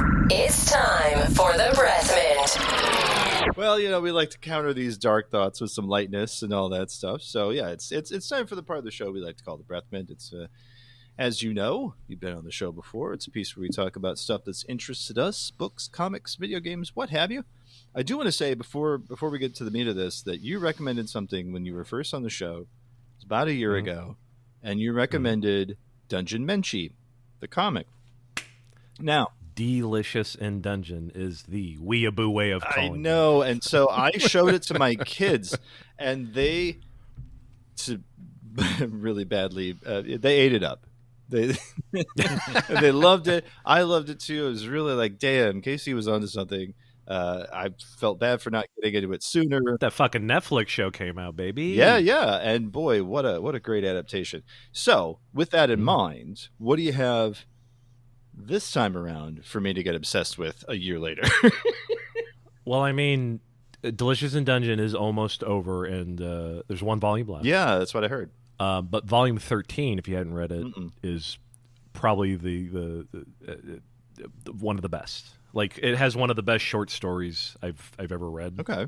In a thing, and like, it's only because of all the story and the stuff that's happened up there, but it's the story of the lion, and if you know, you know. Okay. It's like, I don't want to give away any further. Sure. But to give you something new, I don't think you can show your kids this unless they're older and cool enough. But have you heard of this show called The Sopranos? Oh yeah, we love it. I'm very late to the game, but I have been watching it, and I'm in the middle of season 4 when all that shit happened. And man, oh man, what a fucking amazing show. Brian was also late to the game as of last year. My girlfriend and I started watching it late summer last year, early fall, and we got to the 6th season, and she's like, no, it's a cold weather show. We have to stop watching it. So... No, she's not wrong. She's not wrong. I like that. But I've really thoroughly enjoyed it. What a fucking show! What a trailblazer! With so many great characters, so many great performances. Big Pussy. Yeah. That episode where he dies is still, I think, what a performance. It's just they did some ballsy shit, having Tony Soprano have his surreal dream. Oh yeah, where he's talking to the dead fish big pussy. And he's like, $15 a pound. And you're like, this shouldn't hit like a bag of hammers, but it does. I love those are great, and like some of the weirder dream sequences that you get for like half a second about the guys in Big Pussy and stuff is so like frightening in a weird way, especially because you don't get to linger on it. You just see like Silvio have his fucking weird dream of Pussy in the Mousetrap or whatever, In somewhat time in season 4, I believe they're just like rethinking about him. Or there's a moment where somebody's like a mirror moves and you see Big Pussy for like a split second. Yeah, but the way they play with like expectation too. There's a part the arc where Tony gets with the Mercedes dealer character, Gloria Trillo, and then she turns up being just like his mom, and they have a huge fucking knockdown, whatever. And then he sends Patsy to send like the message to underline it to her in like a really creepy scene where he's like he's trying it out, test driving it out, and then just basically says like, "Don't do anything. You leave Tony alone, because next time you see me, that'll be it. It won't be cinematic." Oh yeah. And then he walks away, and then it has that ending. Hit that line. It won't be cinematic. It has stayed with me, and I feel like the show really makes a meal out of that expectation of something happening. Like at the end of that episode where Patsy does this. The very last scene is him getting into his car, talking to his wife about picking up this and that. He just gets into his car, he drives away, and we watch his car drive away, and immediately just like jump scare credits. Yeah, like nothing happens, because that's like that's the part where you're like, it's not going to be cinematic.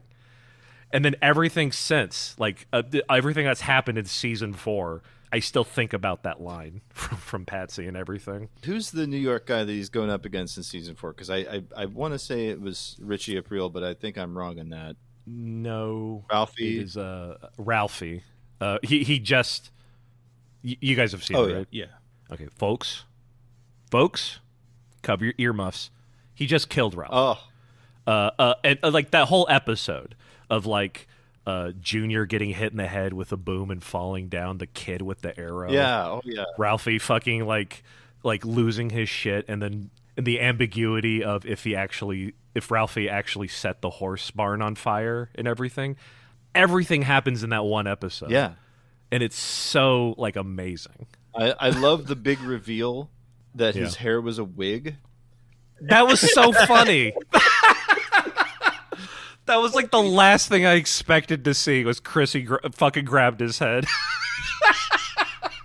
It won't be cinematic. Yeah. It's so fucking good. I know I'm really late to the Sopranos game, but I've been watching it like one a day at the very least, and I've been in hog heaven. The funniest part to me is that Joey Pantaleone, Joey Pants, who plays Ralphie in that, actually did wear a wig during the production of the show, because that's not his real hair. Yeah, I think that dude's been bald since like the late 90s or late 80s. I had no idea, to be quite honest. That was a really funny like moment. Aside from his manner of speaking, it's almost hard to believe that's Joey Pants.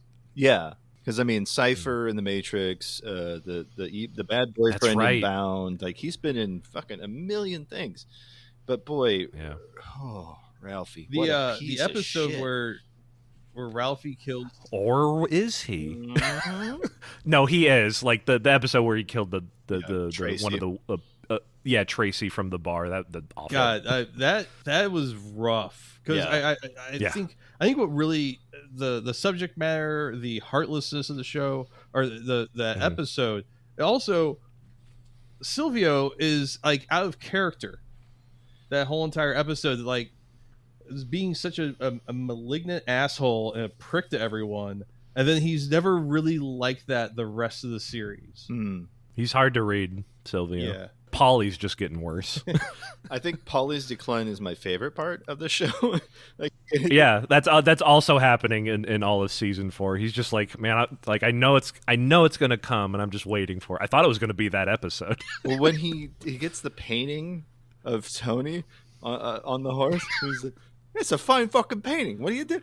And then he's like he can't see Tony on this horse anymore. It's driving him insane, and so he hires the guy to turn it into Napoleon or some sort of general. Yeah. It's like, all right, man, cool. Yeah, Polly's getting wacky with it. The season 4. I can't wait for the rest. It's so good, man. To give you something else to chew on, comic wise, if you don't mind me double dipping. Please. I am rereading, but I have it physically finally.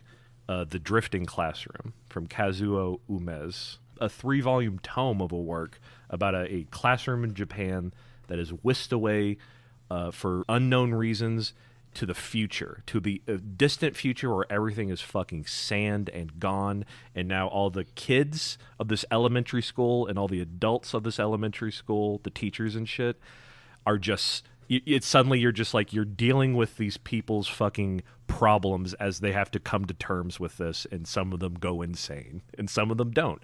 And also there are monsters and sometimes not.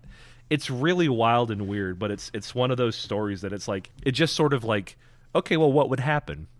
What if this guy goes insane and starts killing like kids and other people and being like, I'm going to live forever and we're going to wait for someone to save me. So I'm just going to, I have a gun now. So fuck you, all you children trying to stop me. And the kids trying to fucking fight back. And like, they're elementary kids who are just trying, like, growing up too quick while dealing with this insane thing. And like the way the artist, the mangaka, the cartoonist, mangaka.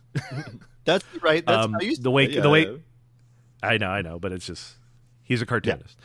The Kazuo Umezu, the way he does faces and action and stuff like that is so like is so of its time. I can't think of anything else. Like Drifting Classroom is probably his biggest one, but he also did like Cat-Eyed Boy, and Orochi. And a bunch of others. But Drifting Classroom, I read all digitally, and I loved it. And I was like, I want to read this again, but I have to buy it because that's how much like I fucking pay it. Like I love this story. I had to do the same thing with Uzumaki when I got the hardcover of that Junji Ito book. I was like, yeah, I got to get this. I've read this online, but there's no comparison. These tomes are very big. The physical book, it's a long one too. Like each one is like 700 some odd pages of fucking comics. Wow. But I like get it digitally and enjoy, or get it however you can and enjoy it, because it's one of my favorite like horror mangas that is just like normal kids in an awful scenario and just like, well, how would they deal with it? They deal with it a little something like this, you know. And you're just watching them deal with it in their own weird way. Because I've seen a trailer for a film adaptation. I haven't seen the film adaptation yet. I can't say much for the adaptation or anything or any other adaptations. But I got to tell you, the manga. Oh sure, one of my favorites. Yeah, I mean, most of the time, because I did the same thing with Chainsaw Man. I saw the TV series and I was like, okay, I got to see what this is actually about. And I got caught up right as an awkward hand job happened, so that was fun.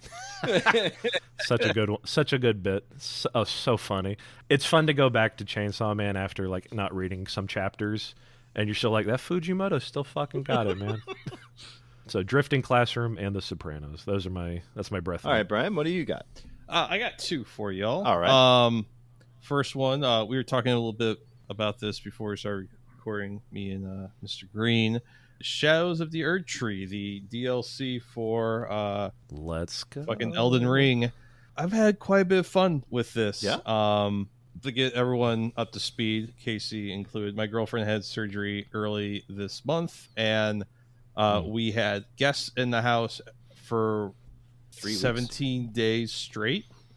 And first individual was her mom, and then her friend from back home, my girlfriend's friend from back home, and he brought a Steam Deck with him, and he was playing Elden Ring, and he was like, yeah, I'm just tying up all the loose ends before the DLC comes out. And then I started playing Elden Ring again, and I'm like, fuck it, I guess I'll play the DLC when it comes out. I got it last night. My girlfriend's gone back to work. She was working a night shift. She's a first responder, not a cop, just a first responder. We'll leave it at that. And I was like, wow, this is the first time I've had this house to myself in the evening since we've moved in. Wow. And I was like, I'm not doing anything that does not spark joy. Hell yeah. So Hell I'm like, yeah. I'm going to play a video game and hang out with the animals. Dick out, Absolutely, video game hogged on. out, drinking Yeah. my NA beer, eating ice I'm cream. forcibly removed from the living room. But it is incredibly fucking hard. I want to say for about first 30 to 45 minutes. You really kind of have to follow the narrative they set up for you before you go to the first dungeon. But it sounds like, KC, that you went to a completely different direction than me, because you're talking about stuff I have no clue about. I kind of veered off to the left and took out like the first mandatory dungeon of the DLC. Which one is that one? Just so we're on the same page. Let me look up the boss. Was it a castle? It's like or the was it dancing a lion? Oh, okay. I know where Fly you're at. I know where beast. you're at. That is the boss of You're at Belluret. Belluret, Town, yeah, right? the Legacy dungeon. Yeah, I finished that, Yeah. and that's been fun. And then I just started exploring and running around, and yeah, a lot of stuff beats your ass and mercilessly. But I think part of how to play that DLC that some people aren't really registering is you can run away. You can just run through shit. Yeah. Like, after watching a couple speed runs of Elden Ring, just realizing like how much grace time you have to just run the fuck through stuff, so you don't have to keep killing the same 20 enemies over and over again to then die at the tough enemy before the ladder that you need to get on to then get to the next side of grace. Like, you can just run there. It might take a couple hits, but like you can like run there and not have any mobs follow you. I played Elden Ring a lot when it first came out during the pandemic and all that stuff, but I kind of played the shit out of it. And when I say that, it's like I played it so much that I almost don't want to touch it again. Yeah. And I never really finished it. I got to like the last 3 set of bosses, you know. Yeah. I forget their names, but like the 2 guys you fight before the Elden Beast. So, and then I put it down and was like, this is hard. I can't bring myself to keep playing this game. But the more I heard about the DLC, and the more I was like, maybe I should pick it back up. I restarted a character. I told myself, don't worry about getting good, like in a gamer's sense, because that's fucking boring, and that's the reason why I hit the wall that I hit in my original playthrough of Elden Ring. Plus, the more I talk to people about it around my town, people who maybe never played Dark Souls or Bloodborne or any of those other ones are like, yeah, I'm on my second playthrough of Elden Ring. Oh yeah, just regular fucking dudes, and I'm like, I'm taking this too seriously, you know. So I like this new character that I have now. I just like, I'm gonna go places I never went to. I'm gonna think smarter, not harder. I'm gonna use my ashes all the fucking time. I'm gonna find one I like and just use him only. Who's your favorite? Banished Knight Ingval. Yeah, that is a good one. He's a tough guy, and his name kind of reminds me of Ingval, Bill Ingval. So I call him There's Bill. your sign. Yeah. There's your sign. As he fucking just hits him with his halberd, or the Mimic Tier, which Mimic Tier is just OP. It's just you. So it's like, oh, perfect. If I can cut through a boss in double the time with my sorcery, which is what I leaned into more this round. Well, and honestly, sorcery for all the Dark Souls games has always been kind of a really nice crutch to lean on if you ever find yourself in trouble. Because that's when I went back last year. I went back through all the original Dark Souls games. I went 1, 2, 3, did all the DLCs, did all the good stuff, and I was like, okay, well, this time around, I'm actually going to dig into the sorceries, and especially Dark Souls 2 with hexes and all that. Like, I was like, okay, I'm having a much better time. I'm really enjoying my playthrough this time. Because if you're trying to sword and board your way through some of these, you're going to have a real tough time of it. But boy, they give you a lot of. That's exactly what I did with my first couple characters. I sword and boarded it and didn't do I never touched the physic for whatever reason. It's like, that thing is just nice. That's helpful, man. I rarely touched the ashes unless it was like, I liked getting the jellyfish early, but she's not perfect unless it's for the story at the end. Yeah, you know? Right. Like this time I and just tried to enjoy myself, and I actually really I fell back in love with the game, and I really enjoyed my time. The DLC is great. I found Basically, I found the jail underneath Bellurat Town. Okay. But I have been sort of like, getting to places being like, nope, he kills me pretty quickly. I'm gonna fuck off and do something else. I'm taking my time with it, methodically going through it, going through every area, getting what I can. And that's how I played Elden Ring the first time around, because I was like, okay, they're obviously doing something different. This is an open world version. You're not locked into progression if you don't go this way or that way. So I'm just going to get on Torrent and just fuck around for a while. Yeah, and that was always an issue with me with older FromSoft games, is I would find what I would call the wall. That would always be like a really tough part. That's like, this is the part where you have like Gascoigne in Bloodborne. Yeah. He's a wall for a lot of people. You had to get good to some degree. Yeah, definitely a skill check. But boy, I went back through Bloodborne as well, as I found the DLC for cheap, and I was like, okay, well let's see what this is about. And no matter how good you are at the Bloodborne main game, the DLC will pound you into the dirt. And so I was like, okay. And people were telling me about Shadows of the Erdtree, that it's very much that same thing, but for Elden Ring. Like, okay, maybe I need to wait a little bit. A lot of the DLCs that they've done, like I was there when the Bloodborne 1 dropped. I was there when Dark Souls 3 DLC dropped. They've all just been tough. They've always been they've just been like a tougher thing. It's all hunters in Bloodborne. Mm-hmm. The Ring City has so many new, and for Dark Souls 3 has so many new little surprises the way Elden Ring does. But because it's more linear of a game, Dark Souls 3, you're kind of forced to figure out how to get around these demons surprises at one time. Fuck you. Mm-hmm. Yeah. That part in Dark Souls 3 really, I rage quit so many times.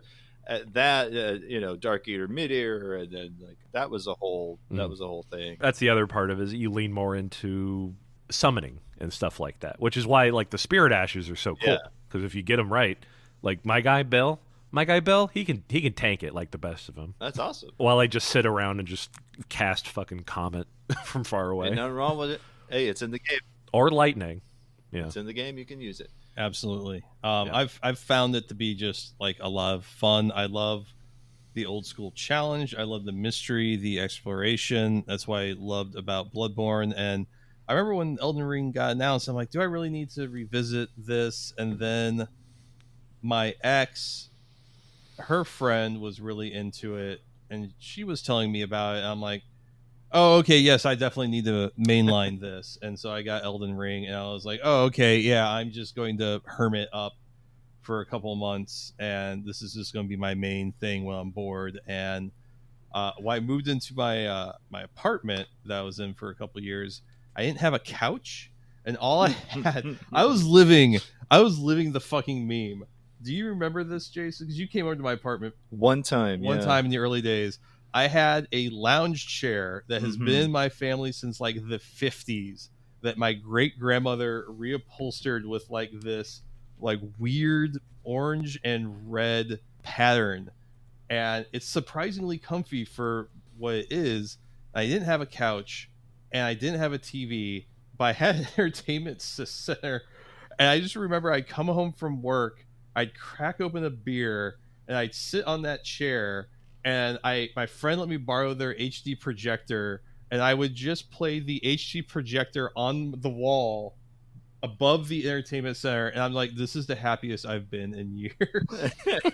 I literally was living the meme of like, men will live like this and see nothing wrong with it. Yeah. Don't bother me, I'm gaming. Please, I'm gaming. And I was like, man, I am living the dream. And I understand like the happiness that comes with that simple living. You know, that shit would get posted and people would be like, actually, I lived like this for like 3 years. Oh, I like got out of college and this was like the happiest time of my life. I get it. I understand it.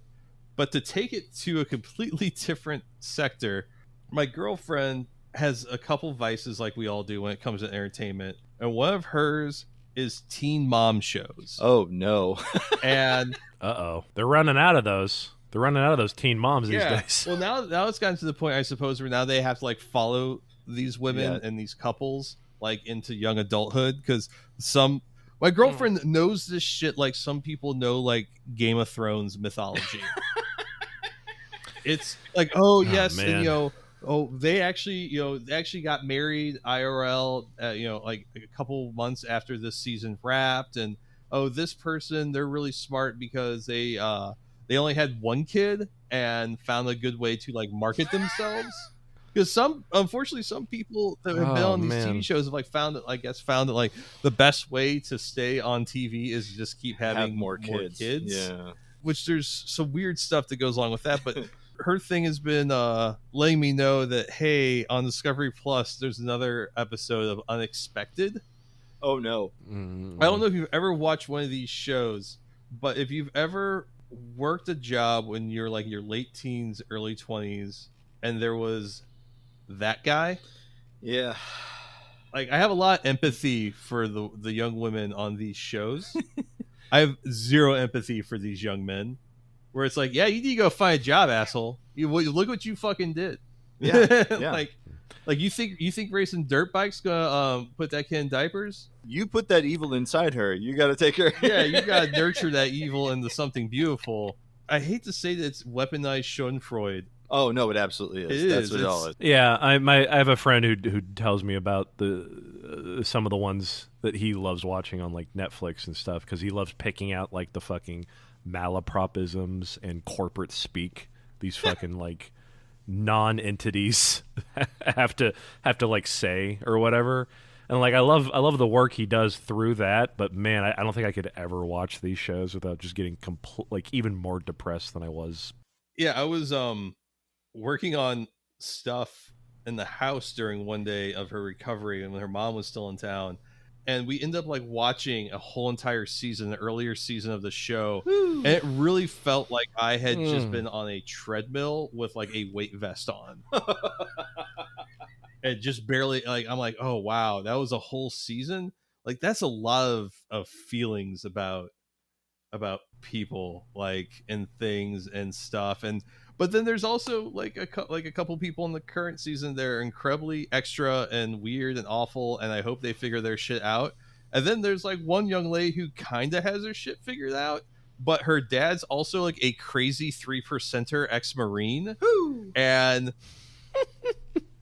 she got away from her baby daddy, who seemed like a real piece of shit, so good for her. But then she moves to Myrtle Beach, where all mistakes get fixed. And she starts living with this guy named JJ, who just seems like a deer in the headlights. Apparently, JJ comes from some money, and the young lady that we're following here comes from a vaguely middle-class upbringing, from what I can tell.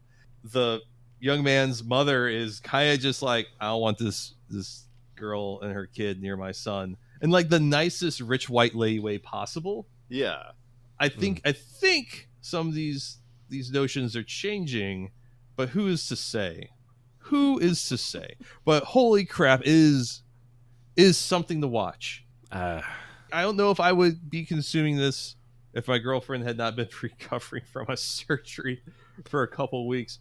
But wow. Yeah, I mean, the closest stuff, something like that I watched recently was the Quiet on the Set. Oh boy, documentary on Netflix about like the kids in around the latter half of like all that and all the Nickelodeon bullshit. Basically, Amanda Bynes got victimized the series. Yeah. That was rough. And like after I watched or like put on all 4 episodes and was playing like, you know, Picross the whole time, I was just like, I don't feel nicer, better, or I feel like almost worse as a person for having listened and understood all that stuff. Yeah. You know? I don't know, like, my heart goes out to fucking all those kids and all those assholes and fucking, what was that guy's name? Dan Snyder. Dan Snyder, the fucking dickhead. My heart goes out to all the kids, but it's also like, this sucks. This sucks to know. This just sucks straight up to know. It just makes me a sadder man. I had very similar feelings, and so did my girlfriend. She said something that really struck a chord with me. I think it was after like the 3rd or 4th episode. She's like, you know, we all like, because she's a little bit younger than me, but she watched the Amanda Bynes show, I believe. I watched all that and things like that. What was the weird comic book show? Kablamo or something? I think that was it. Yeah. Like Kablam was like the animated one that had like, Henry and June. Oh, fuck. That was such a weird, amazing show. Prometheus and Bob. Yeah. But I just remember that was like a 1-2 punch, like on Snick, was like all that and Kablam and like maybe one other show. So like I remember watching it, but my girlfriend, as she put it, was like, well, we both of us I mean, a lot of people in our age, we watched these shows and we were cognizant of them. Perhaps we should watch this documentary, the bear witness to that suffering that it took to create this thing that we thought was just kind of weird and offbeat when we were younger. No. No, because a lot of the worst of this shit, it was after that era of all that and all that stuff. Like the Amanda Bynes show and onwards, that was like, I didn't really, I was moving on up into like, I'm on Cartoon Network now watching Dexter's Lab and Cow and Chicken. I don't care about Drake and Josh. You know, that was like, that's just a younger, like, a younger audience knows of like the second version of all that Drake and Josh and Amanda Bynes and all the rest of that. I know Amanda Bynes obviously, but like the rest of that was just a little bit after my thing. Same. So this feels almost like secondhand stuff. Yeah. I was like, Keenan and Kel didn't get hurt. Okay, well, who are the rest of these people? Because I had that same problem because I grew up a little bit earlier, and so for me, Nickelodeon was like Legends of the Hidden Temple or like Double Dare, and like so as far as I know, no kids got hurt on those shows except for maybe getting slimed when they weren't expecting it. But short of that, you know, you can't do that on television. Like those, I wasn't watching. I wasn't the teen when they got Azalea Banks. Is that who it was? To do those weird fucking Instagram videos or Facebook videos that Dan Snyder got her to do. Like I wasn't watching that going like, what in the fuck? I wasn't in the foot zone yet. I'm not like the kids after me got into all like the weird foot shit. There is Dan Snyder is like a little foot fetish. He's a little dirty foot boy. He's a fucking foot sicko. There's an episode of the podcast The Sit Down, which the comedian is really funny. The guy who started it is a really funny guy. I'm trying to remember his name off the top of my head. Mike Racine. okay. So Mike Racine had an episode after all that stuff hit, and I believe the guests are Matt Christman and Nick Mullen, and it is an entertaining. What it is an entertaining 90 minutes. It is both of them. It feels like everyone on that podcast is fucking coked out, or at least tired. It is so fucking good. It is one of the best episodes of that show. If you really want to get into the very conspiratorial early Dan Snyder stuff. Now that I don't mind doing. Right. Because all the shit that he like he got away with, you know, and that shit, like not even talking about the other two pedophiles Nickelodeon Yeah, the convicted fucking ones. hired. Yeah, the one that got away. He's the creepiest boy in the world. Yeah, Incredibly creepy. in a very different vein, my breath mint this week is an indie that I picked up on Steam. Kind of a funny story on its own. I realized that I had a bunch of shit from my days playing CSGO just kind of sitting in my Steam inventory. I looked around and I said, oh, on Marketplace, this says it's like worth $7 or $8. And so I sold a bunch of crates. I sold a bunch of CSGO crates on Steam Marketplace and got myself $20, which was just enough to buy a game I've been looking forward to playing. And it's a game called Mullet Mad Jack. Have you heard of this? Have you seen this? I've heard of it. Mullet Mad Jack is styled in the theme of like a 90s cyberpunk anime. So like think Bubblegum Crisis, but you're playing a guy who drives a cool red car with the stickers on it like the Akira bike. There's an Akira slide in it. Docking at a point already. It's a first-person game where it's all timing based, right? So you have this cell phone hooked up to your veins where you only have 10 seconds to live because of the attention economy in this future. If your audience goes more than 10 seconds without a violent murder, you die. And so you are tasked with killing all these robots, these robot billionaires called robillionaires. So it's this corridor shooter, kind of like a Hotline Miami, but first person, extremely gory, really weird, really fucking fast game. And it's insanely addictive, really fun to play, very tongue-in-cheek. It's very much like one of the more anti-capitalist games I've played this year. It's a fucking hoot. Like, if you have any affection for stuff like Demolition Man or or 90s action movies in general, you'll have a good time with this one, but you really got to be on the ball to kind of make it in this timing based thing. But it's really just WASD and 2 buttons. It's you click to fire and right click to like slide kick, and that's all you really need. And you're kicking people into fans, and you're hitting the robots with guns, and then in true roguelite fashion, every level you choose an upgrade, right? So it's got a lot of that stuff that I like, kind of jammed into one package. It's very Cyberpunk 2077. It's very Hotline Miami. It's got a lot of those bits and bobs of things that you already know you like. And so I was like, yeah, let's do this. I've played through it a couple times now on 2 different difficulties, and I've only had it for like 2 days. It's a short game. You can beat it multiple times. And every time you go through, you unlock these permanent upgrades. It's a hoot. It's a greatest hits to me of like what made weirdo arcade shooters kind of fun. I guess you could call it a boomer shooter, I guess, if you really want to go that way. But that's what Steam's calling it. I think that's Dave Oshry's whole thing is just like, we're taking boomer shooter back. It feels like it, but like the roguelike aspect feels like it takes away that takes away a little bit from like. Yeah, I mean the fun, fast-pacedness of those of like the boomer shooters of like, you know, Doom 2 or even Doom 64 or any of the other ones, and the ones that have done it now, like Cultic or Bolt Gun. Cultic, play those two. Bolt Gun, Sulaco, I think is the other one that it's actually included in a demo with. Sulaco. Yeah, it's included in a bundle with Sulaco. Steam sale is summer sales happening now, folks. Yeah, I know. Boy, what a hoot! It looks great. It feels great to play. Does it work on the Steam Deck? As far as I know, well? From what I understand, it's got the Xbox controller support, so that's a big one if you're looking to do on the deck. But boy, what a hoot! It says it's verified on deck. That's good. I don't really have a PC anymore, but I keep my Steam Deck because I want to play games sometimes. One of the most helpful reviews listed here is, so this is what browsing TikTok feels like. Yeah, that's just.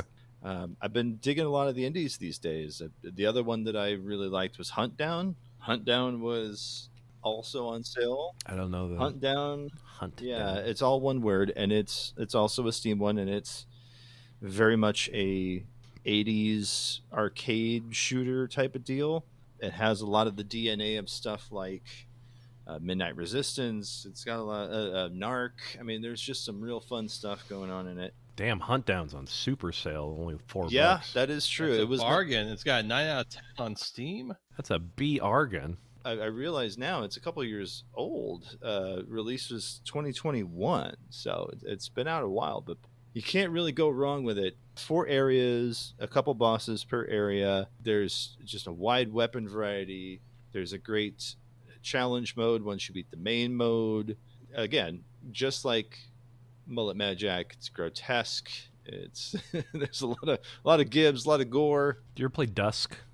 Dusk and a Medieval. Yeah, those are the 2 that got me into the whole New Blood roster. I don't know a Medieval, but I really like Dusk. Yeah, a Medieval is very much like your Hexen. Yeah, so you like your Hexen. Ambivalent on Hexen, but Steam sale. Hunt Down also is deck verified for those of you with the Steam Deck. The music's great. The art's great. I always like seeing some really cool pixel artists get their due.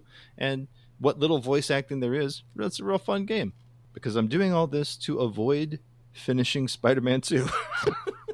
I got real done. I mean, the first one was fun, but I didn't even play it out that much. I was just like, I'm getting sick of whatever this is. Yeah, I had the same, and then I got Spider-Man 2. I'm like, oh, it's more of the same, huh? All right, well, there's your problem. You got Spider-Man 2. Should have stopped with 1. Yep. Well, this is about the time of the show where we tell everyone where to find us online. Casey, since you're our guest, why don't you tell us where to find you on the old internet? Old internet. I am still on Twitter, or formerly known as X, the everything app, at KCGREENN, 2 N's because 1 N was taken. I'm on Blue Sky at kcg.bluesky. I don't know. I don't really care. KCG will find you. Yep. A lot of my work can be found and read online still. I have a new little portfolio website up at kcgportfolio.site. Wonderful. The .site is the URL. It's just a nicer place to show all my work, even though as I looked at it earlier, I was like, I don't have a link to me and you on there. Shit. But at the same time, I mean, you can still get there through caseygreen.com. caseygreen.com is going to turn into like a kind of a dumping ground comic site that will have me and you and everything else I've done since like Gun Show. You can find me online there. Patreon is a good way of doing it. And really, I'm here to plug Skull Tenders, the D&D podcast I do with Cohen, Jess, Amber, and Seth. I play a big old owl named Doo-Doo. Yes. Yes. And it's a real fun hoot. We just started season 3 where we did a Five Nights at Freddy's. Oh man, I missed it. Okay, I gotta catch up. Yeah, it just dropped last week. And the next one's coming. I not only do I do Doo-Doo, but I draw the posters for each episode. Oh, that's right. fun. Yeah, you do. So go check that out at skulltenders.com, please. Brian, how about yourself? Where can they find you online? Oh, if you want to find me on Twitter, you can find me at iShotGuydBord. That's ISHOTGUYDBORD. Check me out on Instagram at a music photographer. If you want to check out my photography portfolio, it's assholemusicphotographer.com. If you want to check out some photos with words, go over to musicphotographer.com. I got them both. I got them locked down, baby. If you want to check out the last good and only media website left in St. Louis, head over to the Arts STL. The photos I took of Postal Service and Dashboard Confessional at Chaffetz Arena last month are finally live. Nice little write-up there from site editor-in-chief Jason Green. Man, there's a lot of stuff going on up there. Might be fucking doing Right Fest later this summer, so that'd be tight. So fingers crossed. Yeah. Jason. Yes. Where can they find you? Oh, well, you can always find me anytime there's a video crime. That's going to be me. That's VIDEOCRIME, with the notable exceptions of TikTok and Instagram. There I am, Laser Goose CEO. It's laser with an S because I know how to spell it. You can find the show 48minutesdogsbarking.com, but you probably already know that one.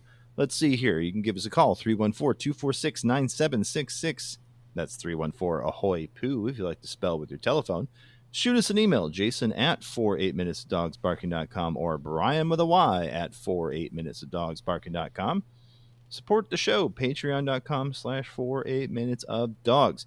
There you will find our weekly after show hangout called Thanks I Hate It. And if we get 10 patrons at the $10 level, we have issued this challenge. We've only gotten one so far, but we're hoping. If we get 10 patrons at the $10 level on the Patreon, we will record a 90-minute commentary track for the Japanese puke fetish video Garo Monster Home Delivery. Now, I think if there's anything in this universe that's going to get us to throw up in a bucket, that's going to be the one. If you hate us, if you love us, send it to your friends and enemies. Get them to pay money to see us or hear us vomit on command. The idea of doing a commentary makes people think, do I have to watch it too? Thankfully, no. You just have to hear us describe what's happening on screen. Well, you should put that in the description. Fair enough. Yeah, that's a good point. Yeah, There's a little something for me to you. All right. When we debuted this bit of content in shock.jpg, I think my girlfriend asked, or might have been her mom, who was dry heaving? And that was me. That was. I like to think I have a pretty strong stomach for things, but I think the thing's like, oh, it looks like a nice bit of yakitori that he's stir frying there. Yeah. And then all of a sudden, there's just like a conventionally attractive Japanese woman just. And it was yarping. Like it wasn't a little bit; it was a lot. Yeah. Yeah, it was one of those things where I was like, "What happened? What did you?" You ever had like use like a wet vac and you accidentally spilled it out? No, but I had like a sinus infection once and puked at the same time, and man, oh man, what an amount! What a wet amount that came out of me. Yeah, and then of course the puke being fried up starts looking like egg. Oh boy. Oh, it's a whole thing, my dude. Oh man. Yeah, 90 minutes of this. So that's what we're going to subject ourselves to if we get ourselves to the 10 people at the 10. Don't worry, folks. You don't have to watch it. You just listen. Listen to them. Listen to us suffering. Well, maybe we can put up a live cam. Oh god, A live cam of you two watching it, not the TV. So you can also hear me as part of a podcast called Submitted for the Approval of the Midnight Pals, where I play a fictionalized version of Stephen King. That is midnight-pals.simplecast.com. Season 2 coming soon. As we always say at this time, namaste, good luck, eat the knife, give mommy a good gut fucking, and good night, Casey. Good night.